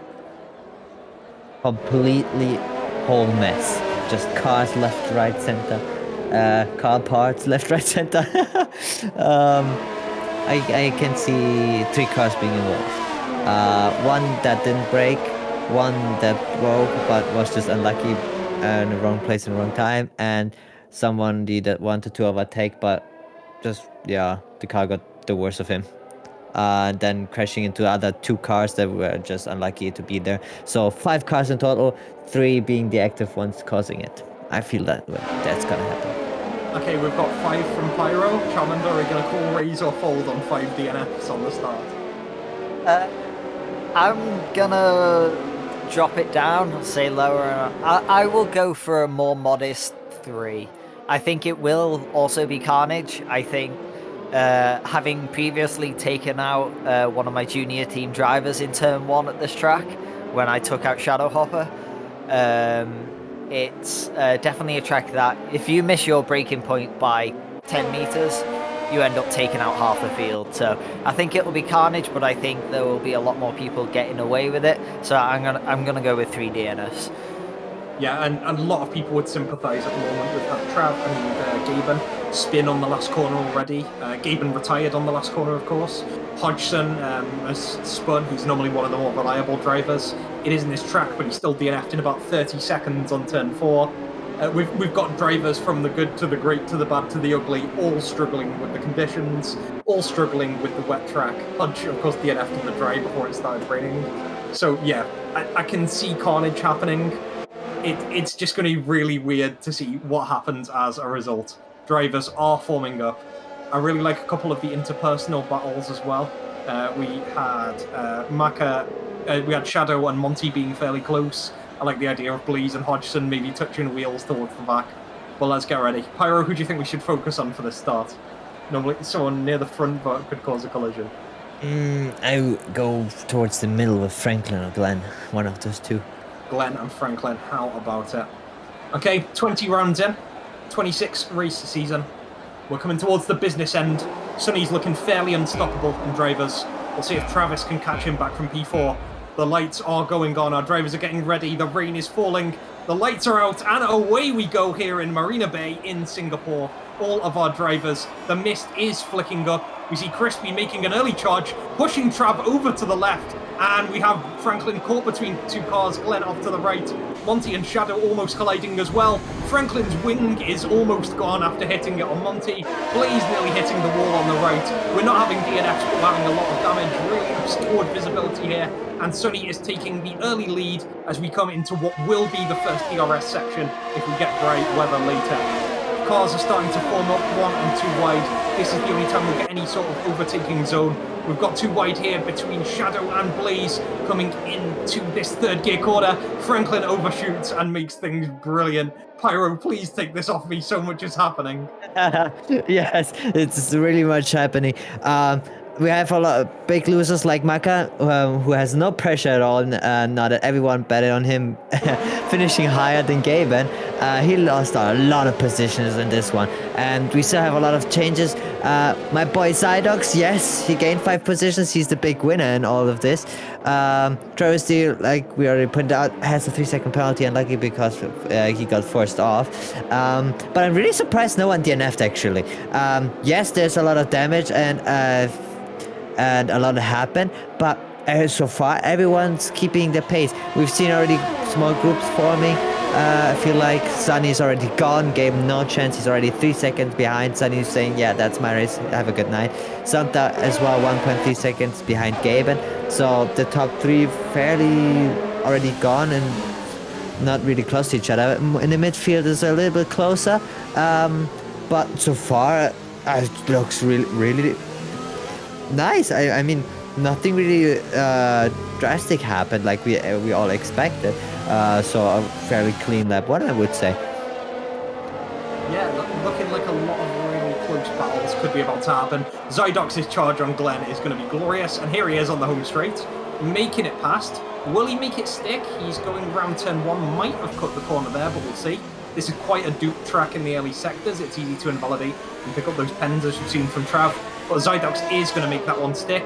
Blaze sets his eyes on Monty a bit further back. And Charmandy, you'll be pleased to see that your boy Miffy has gained 2 positions from the 2 pit stops that we've got from Maka and Franklin, as our timing stack turns upside down for a sector. Yeah, it's great to see Miffy make up these places as you say, the timing stack sort of goes all over the place, so hopefully that'll get sorted soon. Unfortunately, it is at the cost of my VL channel points, so I need to recuperate those somehow, which I'll be round Macca's later for.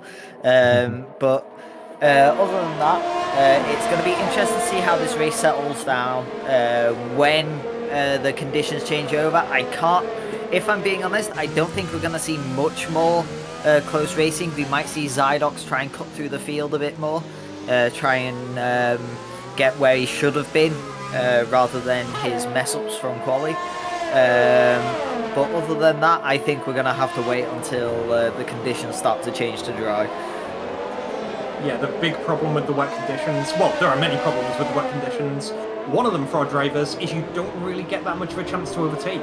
It's hard enough to overtake in most of the circuit, but then, especially when you look at that big DRS zone towards the end of Sector 1, it's hard to get an exit because of low traction, it's hard to build up speed, and then you really can't send it into a braking zone, which is lengthened because of the wet conditions. So it becomes even harder to overtake. Not going to be a problem for Sunny, who's absolutely steaming away at the front. But yeah, you've got drivers further back like Zydox, who's looking to advance as far as he can up the grid. Pyro, how do you feel right now? Your boy's advancing, he's in P6. Yes, I'm very happy about that. I mean, in the famous words of Günther Steiner, I'll be happy if we get just some points. He said it a little bit differently. He said he would have sucked off the whole paddock for just a point last season. I'm about the same state this season, so I'm very happy if he gets any points. But yeah, Zydox deserves a better position than he's currently in, and he overtakes Crispy on a straight. A very lovely overtake. Oh yes, and now that he's on P5, he has a little bit more harder drivers in front of him, like Travis, Zopta, Gaben, and Sunny.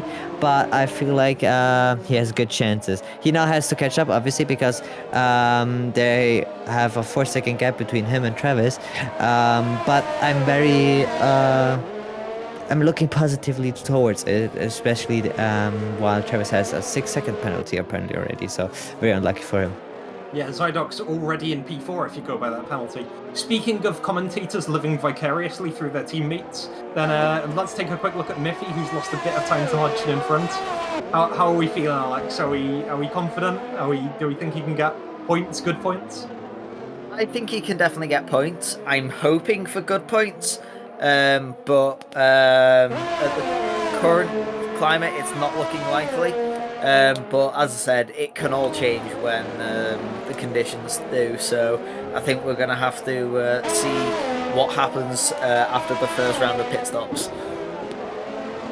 Yeah, well said. Timing of the pit stop is obviously going to make a massive difference. You want to have enough rubber to get you through the remaining portion of the race. So Hodgson is going to go around his namesake Bodge Bend.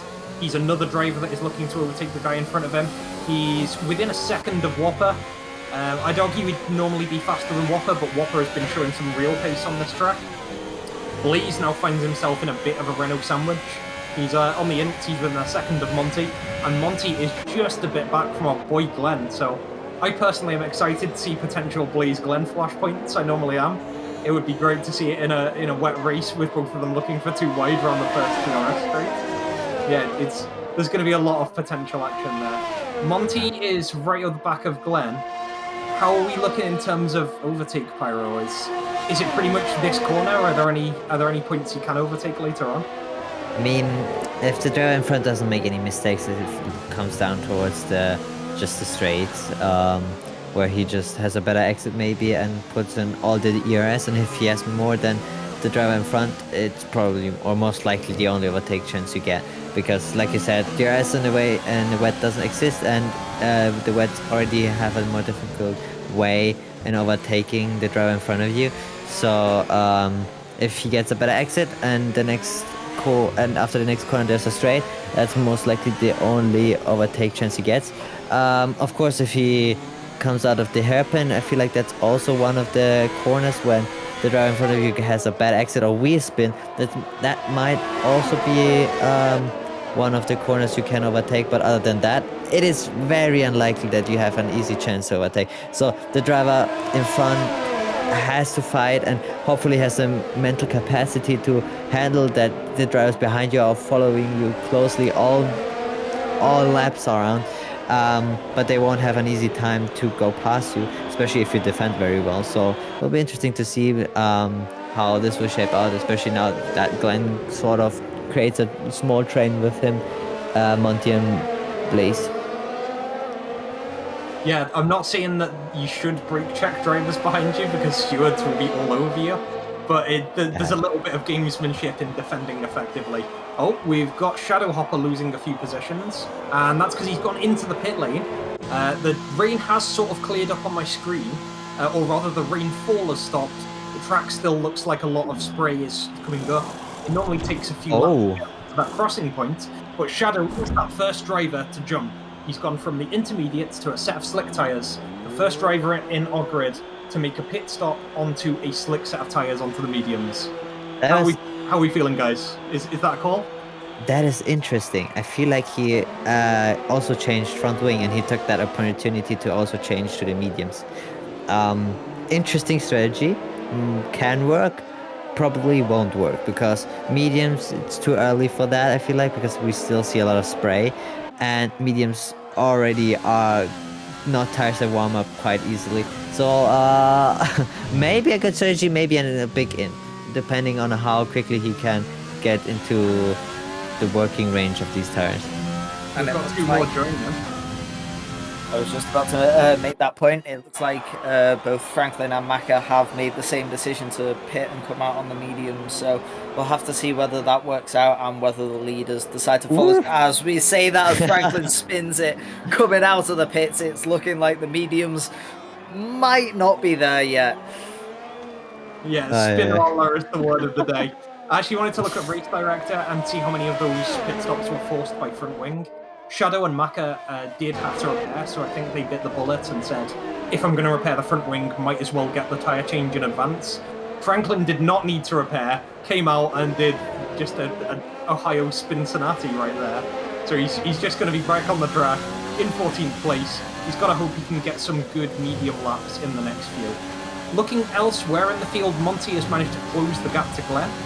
Blaze is dropping a bit further back. We might see Blaze Hodgson become a flashpoint as we get drier and drier conditions for our drivers. Trav is really bearing down on Somtha here, bunning through the ERS. He's getting really close, especially with that braking point. Somtha has got to be feeling the fear, but he is a very fast driver himself. Yeah, and it will be interesting to see because Shadowhopper on the mediums now, Monty always has the information now if it's too early for the change or not. So Monty has the data on that one. Glenn has the data because of Maka, and Hodgson has the data because of Franklin. So they obviously will communicate and say if it's too early, and by the looks of it, they still say it is too early because else the teammates would have already taken that pit. Well, we say so. Hodgson overtakes Blaze, and I think Blaze has a front wing damage a little bit on the left side, if I've seen that correctly. So on this track with a broken front wing, oh, that will cost him quite some time.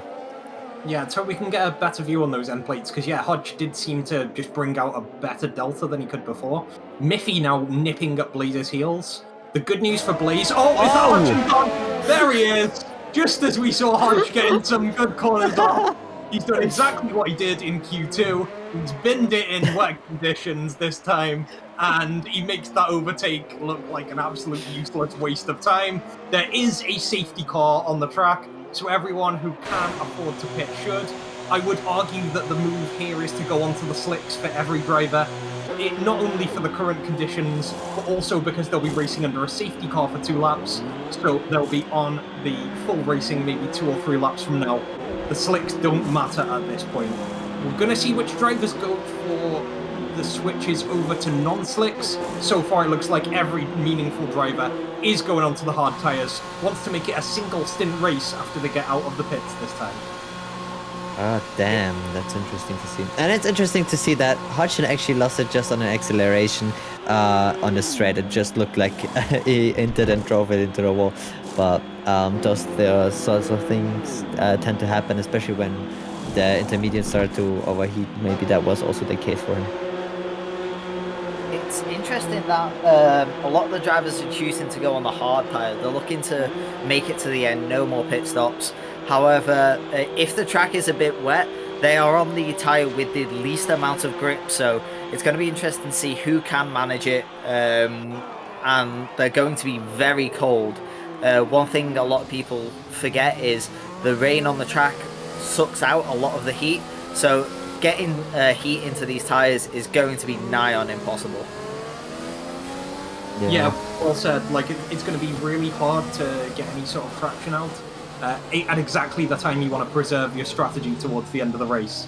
We've actually got a nice little split here because our first 8 or 9 drivers did go on the hards.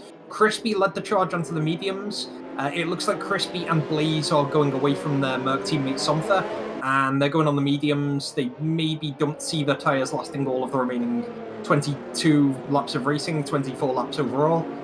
Whopper's come out the pits, he's on the hard tyres. And yeah, Maka on mediums, so a nice little split there as we see Shadowhopper and Franklin getting drive-throughs, presumably for Delta issues. Oh no, Yeah. that's very unfortunate. It's an easy mistake to make. I've done it myself this season where you think you drop under the delta, and the delta is finicky in these games, so we have made it. We have all made that mistake at some point. It just sucks when it happens because you're not able to serve it under the safety car, and you have to serve it within 3 seconds of the 3 laps of the safety car coming in. So it just goes from bad to worse. Yeah, maybe luck in unluck is that this happened quite early on, meaning that even if it doesn't look really good for them now, maybe they have luck later on, and with either another safety car or other situations happening, they might get back into this race. But that is having quite a lot of copium, so they will just hope that there's another safety car that will bring them back into this race. Otherwise, not much happening right now. We've seen Sunny still leading, Gaben is still second, holding quite well his position. Not really challenging Sunny so far. We've seen in the 7 laps in the wet. Maybe that will change in a dry. I don't know. I hope that will change in a dry because now you can go a little bit more aggressive. The timings will go fast around this track. but that might as well be something that benefits more Sunny than Gabe and Will. But I'm up all for it in the fight for this P1. Yeah, it's going to be interesting. As I said, the only advantage drivers like Maka have got right now is they need to catch up to the rest of the field. By doing that, they can go quite a lot faster, which will in turn put heat into their tyres. So by the time they catch up and the safety car comes in, they're going to be on nice, fresh, warm rubber that they've spent pretty much an entire lap going at full race pace, warming up. Whereas the cars in front, they're sat trundling behind the safety car. As you can see, they're weaving up and down the straight, really trying to get heat into these tyres, but as most of them are on the hards, they are going to struggle to get that heat into them. It's going to be interesting to see which ones get the most out, and as we mentioned in the pre-show, safety car restarts around that final corner. It's a low traction corner anyway. If you don't get enough heat into those tyres, you can see yourself just ploughing into the pit wall and causing another safety car. Yeah. That was actually what caused Travis's issue. I've mentioned it a few times on the broadcast already. After being awake for 24 hours, it was a restart. He didn't judge his tyre heat, and as you've said, Alex, on the harder tyre compound, it's harder to get that heat in. We're going to rejoin Sonny here. This is going to be the safety car rejoining the pits. Sonny has to give the safety car room. He's really bunching the pack up. Gaben not able to get that angle, and there he is. Sonny's just going to go as we get on the apex. I'm going to take a quick look back because, as you said, this is a really difficult corner to get around. Blaze is going to absolutely mince Miffy's Delta and going to make an attack on the inside of turn 1. Going to brake not quite at the right time, slot himself in there in P9. And guys, we might actually have some racing on our hands. There's just so much more overtaking opportunities. You've got to handle the braking points. There's a lot more challenge and a lot more action when we get to the dry tyres. I personally am here for it. And I'm also here for whatever's happening with Crispy. He just had to move down the right-hand side. Almost no room with Travis. Trav was a gracious gentleman, because if he'd have kept his car there, instead of moving out of the way, that'd have been 2 DNFs right there, especially on the sim damage model. Everyone piling into Trav turn now. This is hype. Miffy nearly dashing himself on the left-hand wall. Maka following Monty round, he's in the Alpine sandwich. And Franklin, I'm pretty sure he had contact with the wall there, although his end plate will stick its middle finger up at me and tell me it was fine the whole time. Yes, and my boy Psyduck's up in P4 already and love this. Yes, get in there. He's now more comfortable in the top field, and I really hope he's gonna challenge Sunny now. But what I said, we're doing the safety car in the wet, it looked like Sunny was just driving away. Now in the dry, it looks a little bit closer because Gaben is staying inside the 1 second. Just outside now, but he's way closer than he was when under wet conditions. So I hope Gaben will give Sunny here a challenge here. And Alex, we've got Brandon and Glenn within half a second of each other, with Brandon on the faster tyre compound. This is not a drill. Are we going to see some kisses from each other from the 2 drivers? It's a very real possibility. We know neither of these drivers like to give each other an inch. Sometimes we have respectful driving, but these two, they will battle to the bitter end with each other. So it's going to be interesting to see what happens, especially when the DRS turns on. It should be next lap, if I am not mistaken. So keep an eye on that battle. Yeah, Brandon's got the slipstream. You saw as soon as he got close to an attacking opportunity, turn 1, he instantly wiggled after missing the braking zone. That's the sort of the tension between them as they try and outdrive each other.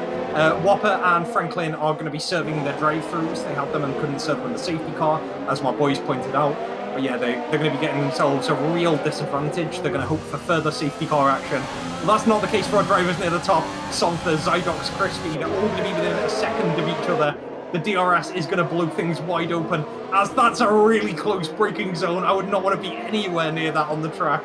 One false move for any of them, and they're either going to go into the hairpin, into the back of the driver in front, or do a Hodgson and oversteer on the way out of the corner. I would say do a Hodgson, but I think he's DNF'd in about 4 places in this track when you combine all previous seasons. But yeah, Sontha has impressed me at the head of this one. Speaking of which, real quick, we heard from Hudson that he was pressing buttons while Jeff was annoying him, so that caused him to crash into the wall. So, yeah, very unfortunate for him. Yeah, I don't know if blaming Jeff is the best move. It's certainly not the newest strategy in the book, but yeah, we'll put annoying things at the side for now, including Hodgson. Zydox making a move here. Yes! He's actually made it stick. That was beautiful from Zydox, who is on the same hard tire compound as Sumter, really making it stick. Let's see if the DRS comes in. I think he said next lap, and you were right. Sumter is going to have the DRS, but has to slow down. Pretty bad exit there. Zydox with a big delta. Now his chance to get clear P3, as Crispy is going to make a move on his Mercedes teammate. He's going to have to brake really hard to avoid Zydox and avoid moving Sumter into a wall. This is actually a race now. We've got the dry conditions. Oh, and Glenn and Brandon come together where Brandon spins around.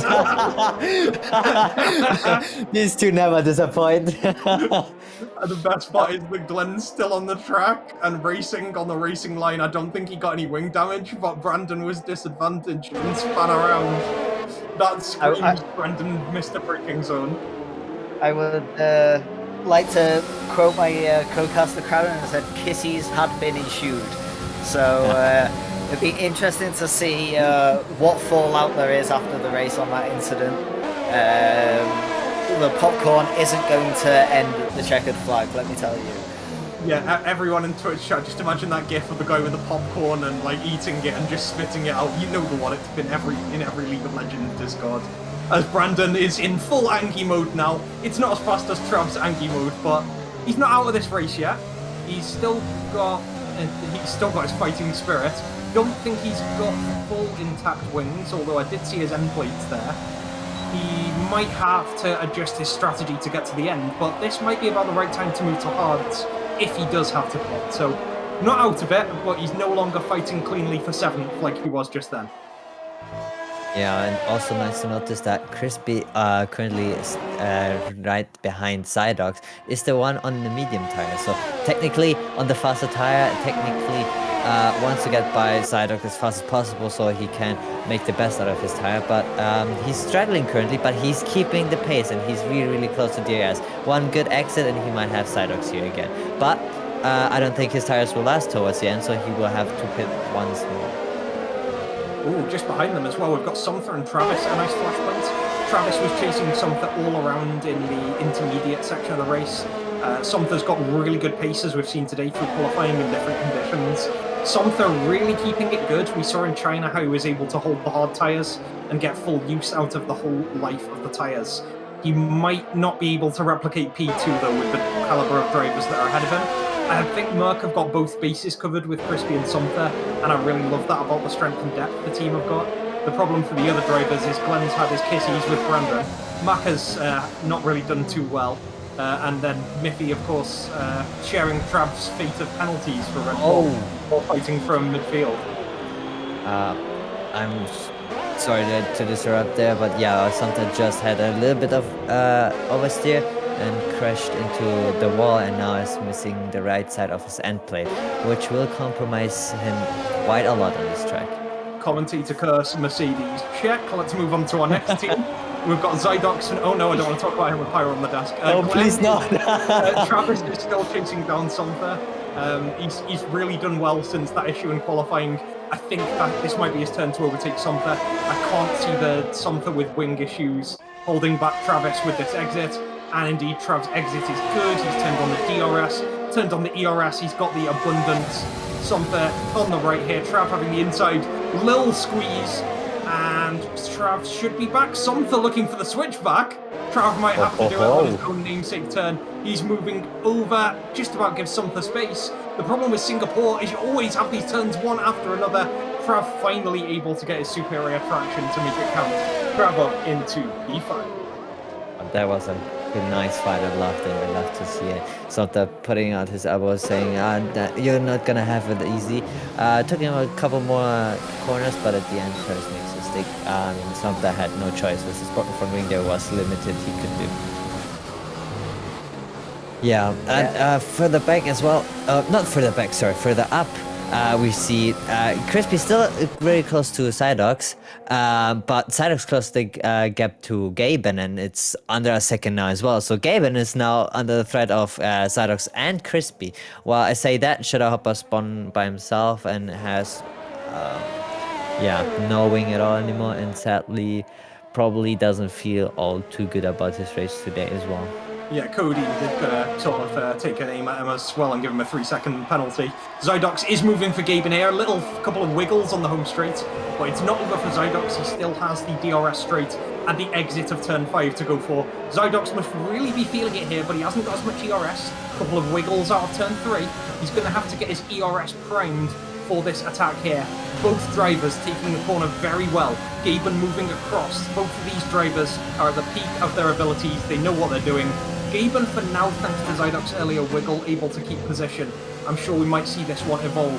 Crispy is right behind them on the mediums. He hasn't managed to make it stick yet, but he is keeping up. He's had to drain all of his ERS. We'll see that snake continue as we go around the back few sections of this Marina Bay circuit. Glenn and Maka doing a similar two-man train a bit back. Glenn has seen off Brandon, and Maka hoping to accelerate himself a bit further up the standings with his medium tyres. Yeah, it's an interesting bit of defending from Gaben there. In my immediate opinion, it looks like he made more than one defensive move. So it'll be interesting to see if anything happens with that. But overall, very aggressive racing from the both of them. And long may it continue, especially now that we've got Crispy in the mix. We might get a three-way battle. If we can get... as we say that, Gaben picks up a 3 seconds, so he's really trying to push it around these corners, trying to extend the track where he can, and he's been punished for it as Zydox is still wiggling coming out of the corners. They're trying to get every ounce of traction they can, and it's going to be interesting to see who comes out the victor.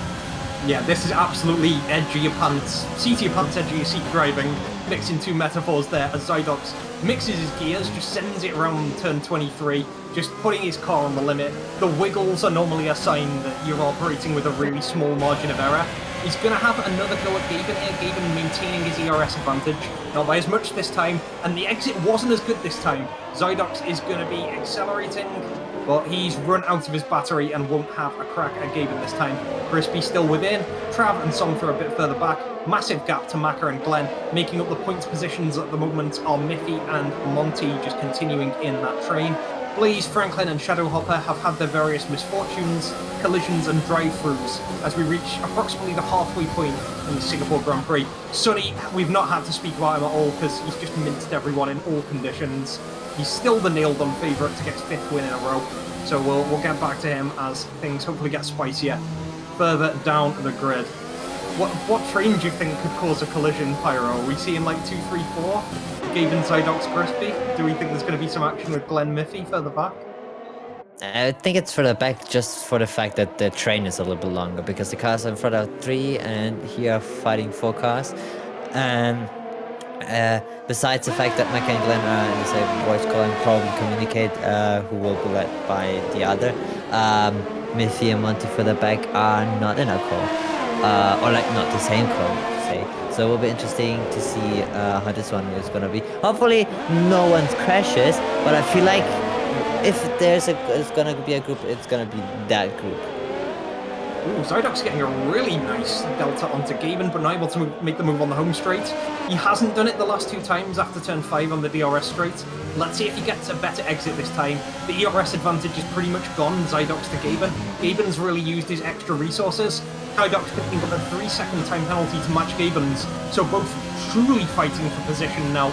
Crispy on the same behind them on the medium tyres. Zydox has a really good chance to send it down the inside, but makes a really wise call. It would have been easy to go too far, miss the braking zone, and end up in a barrier as we go round Trav turn.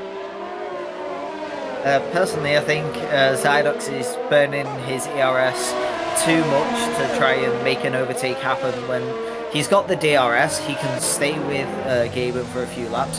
What he should do is just be sitting back, building up his ERS, only using it if Crispy starts to have a look. And then once he's built up a nice bank of battery, he can then really go for a run on Gaben. But the fact that he's burning it all now means by the time he's getting to the end of that second DRS straight, he's running out of battery and he can't make the move stick. And of course, there's that question of the DRS train as well. Once you've made the move happen, Gaben is obviously a similarly skilled driver. He's getting similar lap times. They're both navigating the course very well.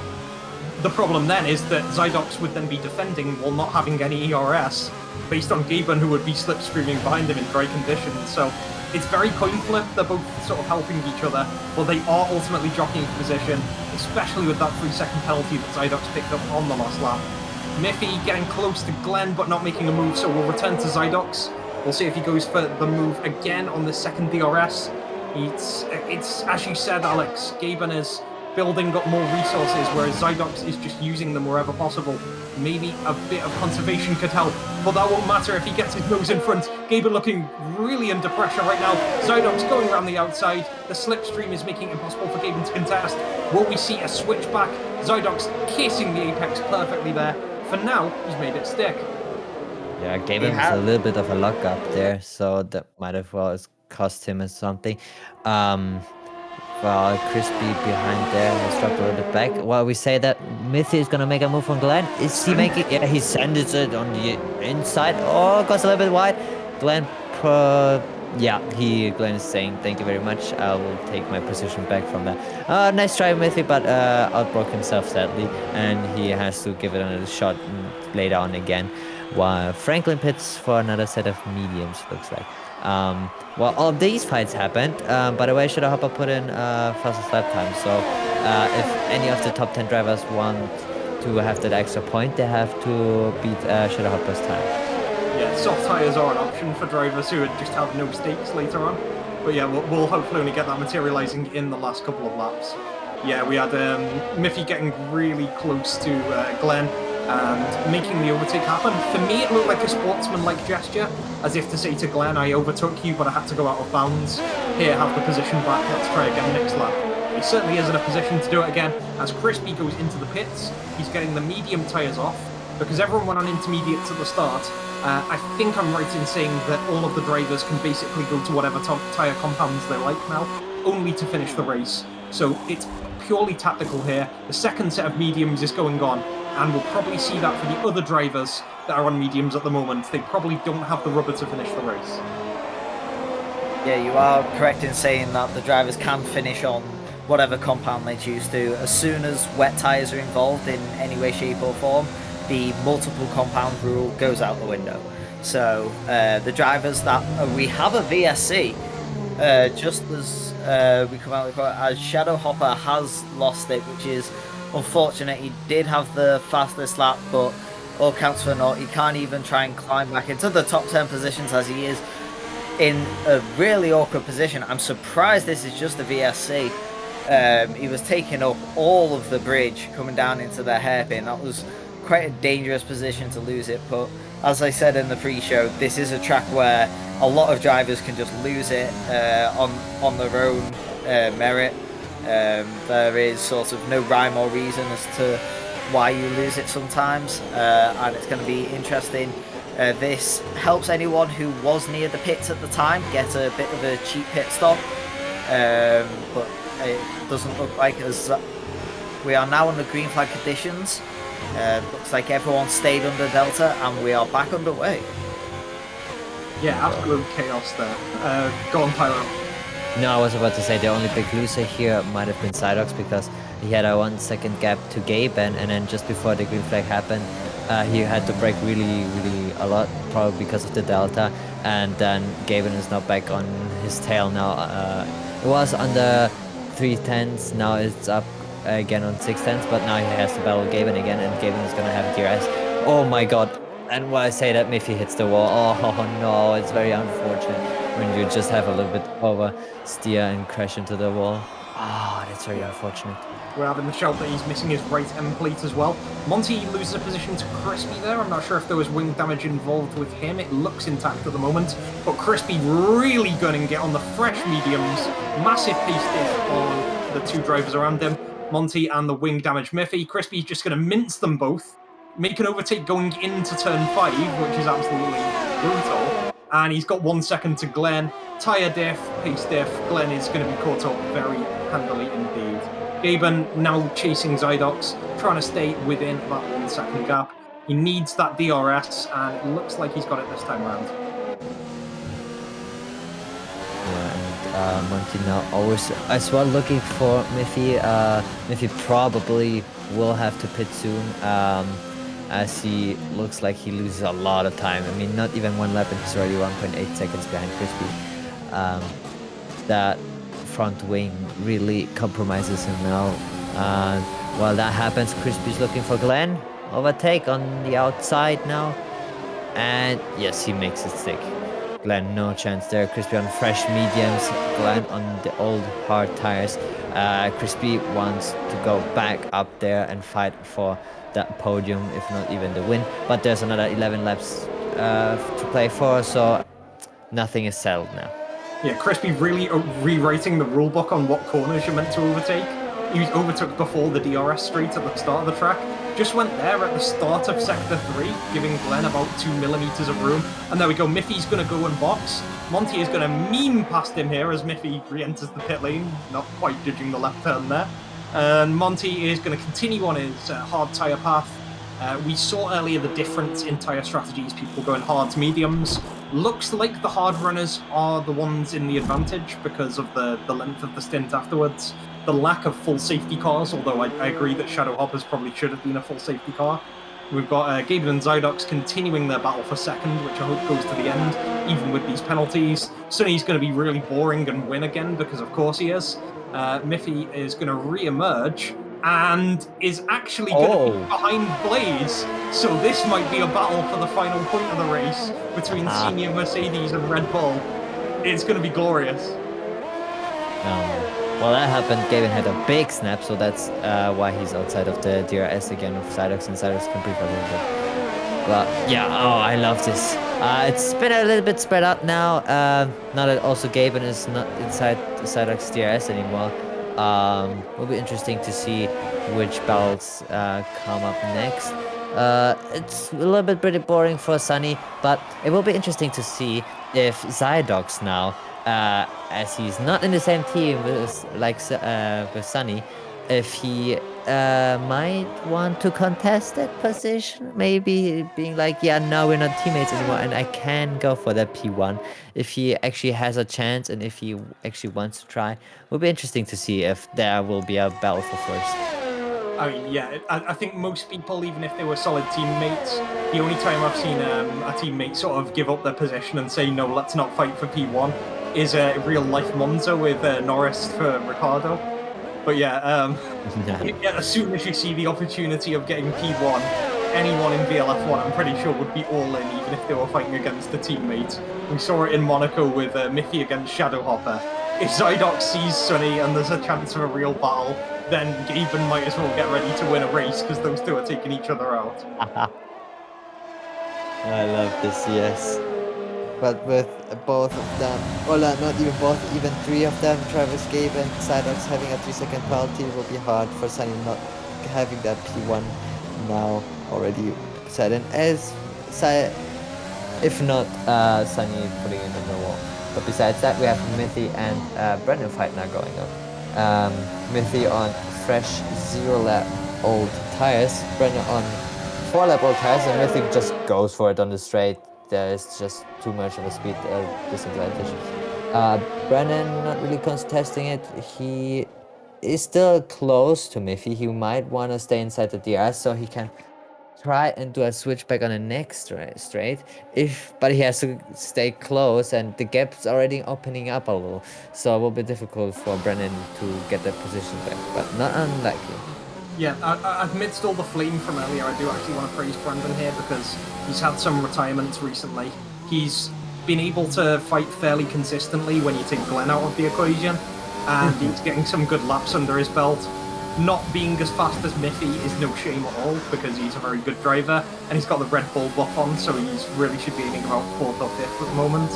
So yeah, Blaze keeping it consistent. He's got rid of a lot of the wobbles, and he made it through the wet part of the track. I'm just hoping the commentator curse doesn't strike now as he comes around the end of lap 22. He's on for, at the moment, what would be a no points finish, which is disappointing. But then we've had 2 DNFs so far. Anything could happen, and we could be seeing Brandon in points, and that excites me, despite the fact that he's just picked up a 3-second time penalty. So maybe let's focus away from Brandon for a bit as we have 10 laps to go. We'll look at Trav. Now, Alex, he's 1.5 off Gaben. He's got a 3-second extra penalty on top of Gaben. Do we see him getting P3 here? It's going to be difficult. There's always chance for the drivers in front to pick up more penalties. But penalties aside, you don't want to be finishing behind anyone on track. I think if you have the opportunity to overtake them, even if you know you're going to drop behind them on penalties, you need to sort of assert your dominance and just go, look, I was quicker than you on track. It's unfortunate about the penalties, but I need to prove to myself and the other drivers that, yes, I am quick enough to overtake you. Oh, sorry to interrupt, Alex. 2 things I want to point out. First of all, as you called it almost prophetically, Gaben picked up an extra 3 seconds just as you were making that point. So Gaben and Trav now level. The other one is that Sonny just lost 3 seconds of his 4-second lead. He's now only 1.3 seconds ahead of what was his teammate, and now his rival in the orange, Zydox. Zydox still has the 3-second pen, but he's really close to overtaking Sonny on track. And this is the first hint of any sort of fallibility that we've seen from Sonny. I maybe could conclude that Sonny had had wing damage of some sort. Right now it looks like he's got all of his car there, but you just don't see Sonny getting that slow. Maybe he's just going to flex on us after the race and say he slowed down for memes, but I don't think so here. It's a very real possibility. Knowing Sonny, he could be dropping back to give Zydox a bit of a tow away from Gaben. But now knowing that Gaben's picked up another 3-second time penalty, the reason the gap has stabilised is he's like, okay, you don't need this anymore, and he's going to start driving away. Interesting to see this battle in front of us continue. Maybe even Zydox, hopefully he's recharging his ERS before he's hopping into the next battle, and then having to realize he has no ERS to fight that one. That would be very disappointing. But while this is going on, I mean, yeah, now that Gaben and Travis have the same amount of penalties, it's on a level field. Now all Travis has to do is overtake Gaben, and he looks very promising. He is now inside of the half second of Gaben. He has to get a good exit of this one, and then he might have a look maybe. Let's see, he's opening this ERS as well. Gaben obviously wants to fight this one. Yeah, I think that's still a little bit too far. Yeah, Travis a little bit too early, but he still has a little bit more chance. And if Gaben has no ERS left anymore, and I know Travis is good with managing ERS and DRS, maybe Travis will just wait and wait this one out and overtake him at the later stage of the race. Look at that management as well. Gaben is going really close to the wall. He's getting all of the limits out. But Gaben's recently picked up pens. Trav has closed the gap. We've still got 7 laps to go here. It'd be hard to look past Trav doing well. Blaze has gone into the pits here. I think he's going for the fastest lap. This could be his race director big brain play of the game. And there he is. The red tyres coming on. Blaze is going to go for the fastest lap, which brings the interesting possibility, guys, that he DNFs and causes a safety car 5 laps from the end. So I think he could be the Nicholas Latifi here, as Trav continues to be within half a second of Gabe in front. It's going to be interesting to see whether Trav can make this move stick, or he might currently be sticking behind. I would say building up that ERS. He's currently sat at a nice 20%. He might be looking to build a bit more before making the move stick, and then making a move towards the dying stages of the race when Gaben can't really look for a re-overtake. Yes, and we also have a battle of Something Crispy on the fresher medium, Something still on his old hards, and that doesn't even look somewhere close to being a fight. It just looks like Something let him by. Might as well just be what happened. Yeah, Crispy has easily that P5 now. Travis still looking close to Gaben, but So far, no move has been made. Like Gemini picked out already, probably still waiting until Gavin has no chance later on in the race to reclaim that position. So we will see what will happen in this fight. Oh man, it's going to be really good watching these in the last 6 laps. No update on Brandon yet. He's setting purple sectors, but I think this is still his outlap, so it'll still be another 2 minutes before we see his assault on the leaderboard. Yeah. Or assault on the wall, depending which comes first. If Hodge can do it, so can you, Brandon.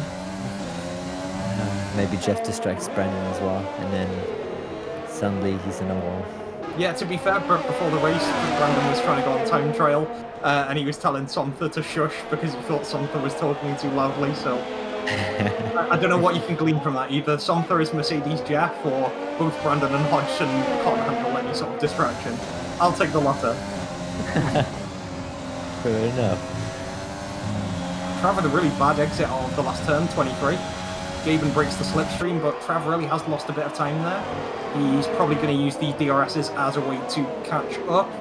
But then again, Gaben can always have a bad couple of corners himself.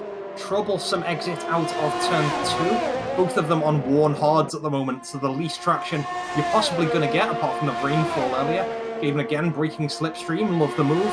Trav with an ERS advantage, has the DRS, but can't close the physical gap enough to make a move into turn 7.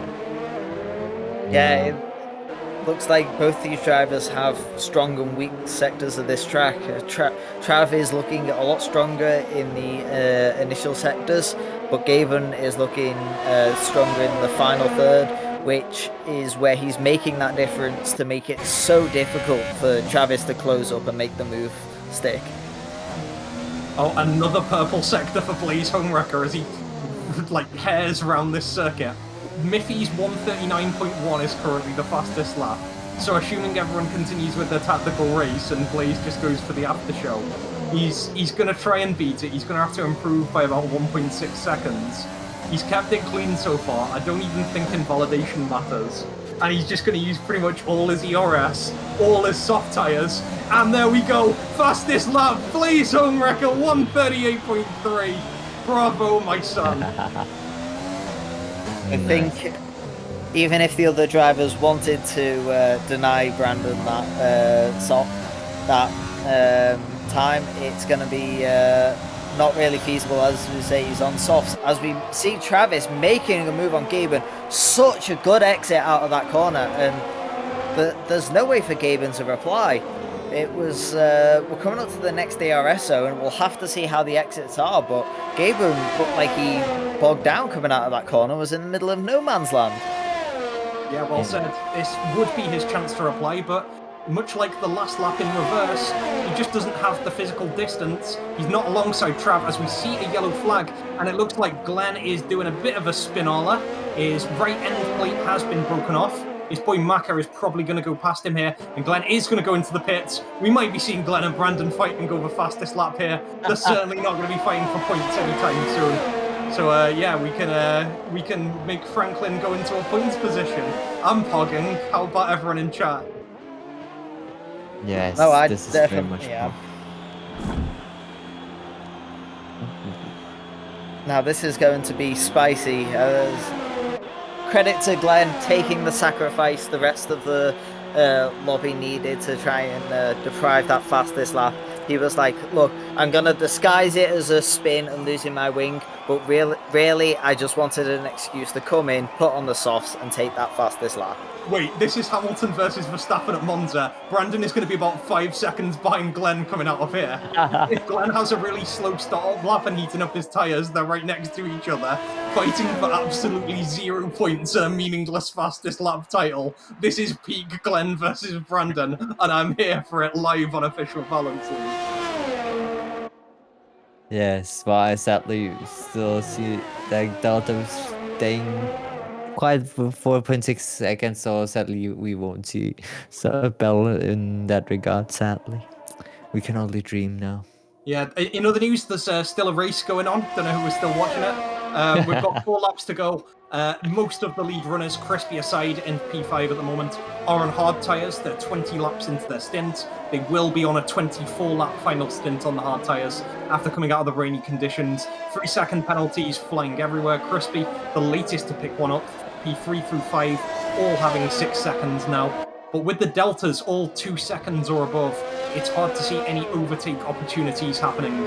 The good news for Somther in P6 is that because of that latest penalty, he has been moved into net P5 and will walk away with more points being in the senior Mercedes part of that project.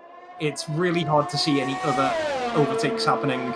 It's really about consistency, making it count to the line, and of course our brilliant sideshow of fastest lap points.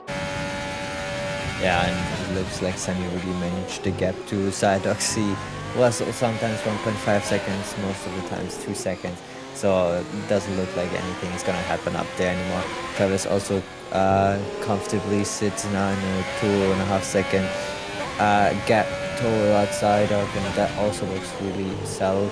So yeah, besides that, we only have Maka and Monty now fighting for 7th place. That look really close. I don't know if Maka is on fresh mediums. Might be. Yes.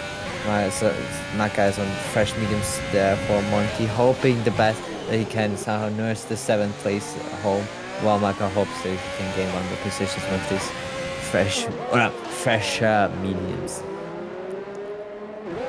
It's going to be interesting. It is quite a big tyre difference between the old hards and the newer mediums. It's going to go right down to the wire. We've got 2 laps left. I think this all comes down to who can keep their cool in the dying laps of the race. Yes, especially in those DRS sections as well. They just make so much of the difference. If you can get out of the DRS, never mind, Maka's going to go now. He's going to go down the inside, going into turn 1. Monty's good in these sorts of battles. We'll see how he responds.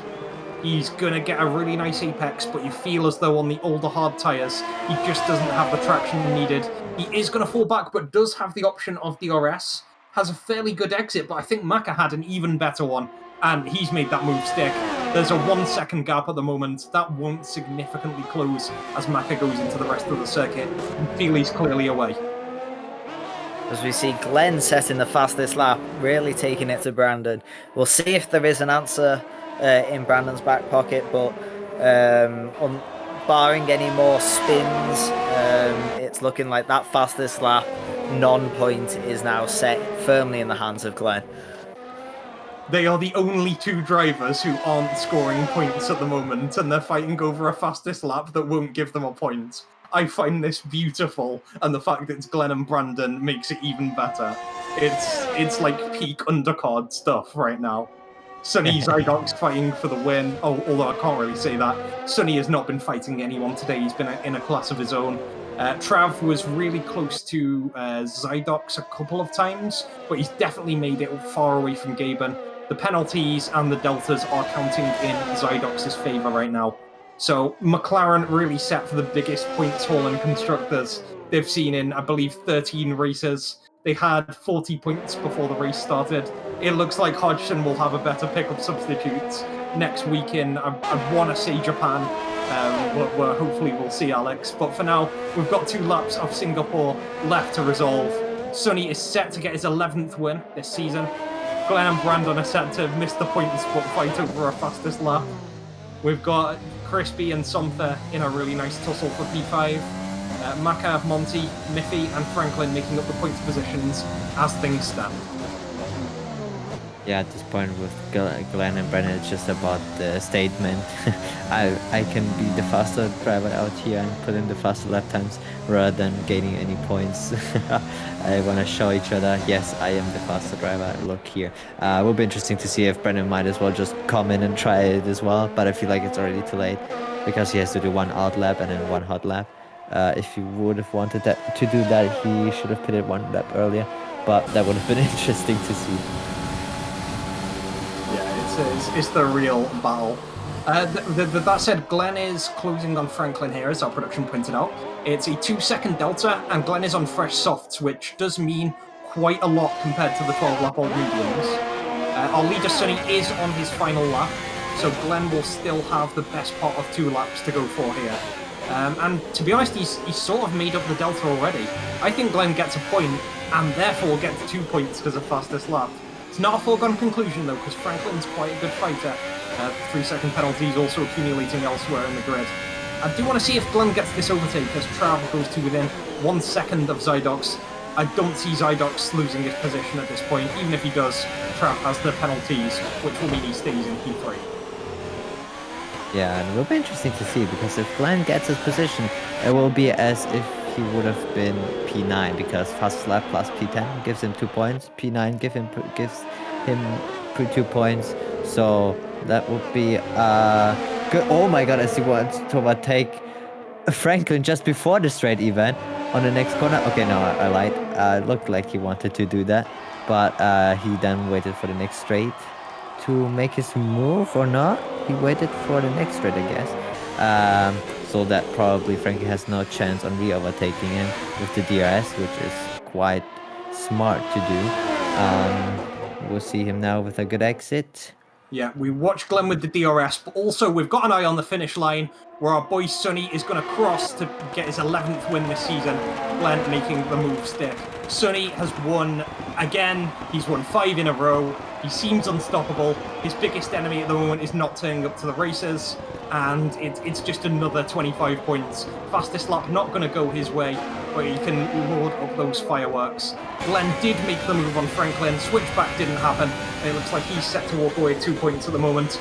Alex, just take us through the rest of the top field and who got the big margins of points this week.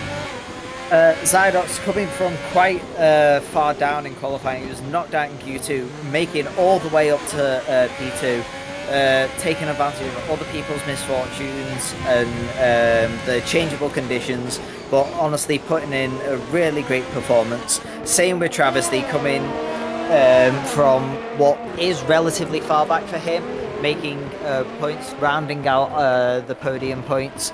Gaben in P4, Crispy in P5, followed by his Mercedes teammate Sopther in P6, Maka, who was involved in incidents lap 1, regaining points back up to P7, Monty in P8, Miffy the second Red Bull P9, and Glenn taking the final official point and a point for fastest lap in P10. Yeah, fantastic. You love to see it, especially with the Glenn fastest lap. Nice heartwarming story. Shame about Franklin, though. I feel he deserved more after keeping it fairly consistent for most of the race. Penalties and a few wobbles later on costing him. Brandon crosses the line, finishes in P12, which is disappointing on the surface, but he's going to do a damn sight better than Shadow and Hodgson, who are going to DNF. We've got Zydox getting driver of the day, advancing up to P2. Really making it show for McLaren. Absolute great showing for him here. And we're just going to get those classifications in. Pyro, how's that feeling for McLaren? How are we looking? It's great. Already messaged him. Yes, get in there to give me that P, to give them the points. Well deserved as well, because he fought his way all the way from P14, if I remember correctly. No, wait, sorry, P12 up to P2. That is very impressive. So, and I love these points. Give me them. I'm sad that he won't race for us next week, but it is what it is. Yeah, it's a real mercenary situation. Okay, and the Twitch points coming through. Anyone who bet for Gaben over Maka is going to be richly rewarded. Shame about that one, Alex. There we go. That's Nice sneeze. Big professionalism. Yeah, we've got looking at the incidents. Obviously, a lot of 3-second penalties for a street circuit. There were a lot of 3-second penalties for corner cutting. A lot of ill discipline. But when you look at the circuits, look at the conditions, it's easy enough to do. Yeah, some really great showings. Sonny, 11th win, 5th win in a row, looking nigh on unstoppable at the moment. And yeah, some really great finishes elsewhere. Okay, so with 6 races to go, can anything stop Sonny? Pyro, I want to hear your thoughts first. Can Sonny be stopped at the head of the World Drivers' Championship? It looks more unlikely every race that happened. I still wish that somebody's giving him a challenge, but as long as Calm doesn't come back, I don't see anyone pulling it off. He just looks unbeatable at this point. Yeah, for some reason, every race he looks like the new Calm. He's just out there smashing the competition and just having his own race. Yeah, well said. Alex, your thoughts as well? Is how do you think that would have changed if you were in there racing in either Red Bull or AlphaTauri? There probably would have been an extra safety car as I fell asleep behind the wheel and drove into a wall somewhere. It was a very interesting race. The changeable conditions really helped out with that.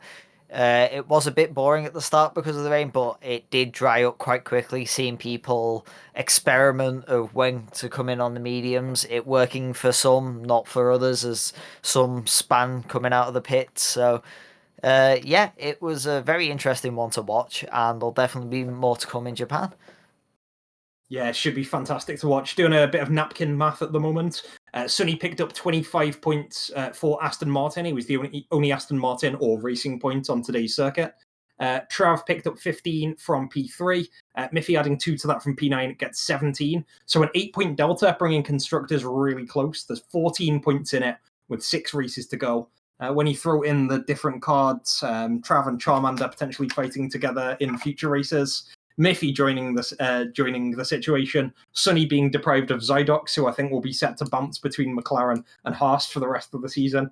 We've got ourselves a really nice showdown for constructors. It's a real 2-horse race, whichever way you look at it, which is more than maybe can be said of drivers right now, with Sonny absolutely memeing the competition. I suspect he's going to come in and say that when he dropped back by 3 seconds, he's going to say, I did it to make it interesting, big flex. Okay, it's been fun. We've got 6 races to go. I think we'll be on next week as normal, and it will be in the Suzuka International Circuit in Japan. I know that, Alex, it's particularly one of your favorites. I've heard that you might not be around next week, but is there any advice you can give for any drivers that do turn up to Master Japan? Yeah, put a lot of work into the S's. There's a lot of time to be gained through them. And if you really work out how to ride the corners, that's where a lot of the time is gained or lost. Nice. And Pyro, can you give the grid any advice on stealing Zydox? He might disappoint in the qualifying, but he won't disappoint in the race, and that's where the points get. So he's a very good driver, and don't steal him from me again. There you go, Hodgson. You've heard that one. I think the Mafia might have made your car DNF. Just going to say that one. So I know where you live, Hodgson. Violence, threats, and gambling aside, it's been fantastic. I've loved casting with the both of you, Alex and Sandro. And Stool, you can't respond, but I've loved having you as my guy in the chair for the whole of tonight's events. Sonny, congrats on the win, and hopefully we'll see all of our drivers back. With 6 races to go, we're coming really towards the business end of Season 5. Sonny is our champion-elect, but can Red Bull hold off the Constructors' Championship? Have a great evening, everyone, with whatever you're doing, and we'll be back next time. Hope you enjoyed. Good night. Good night.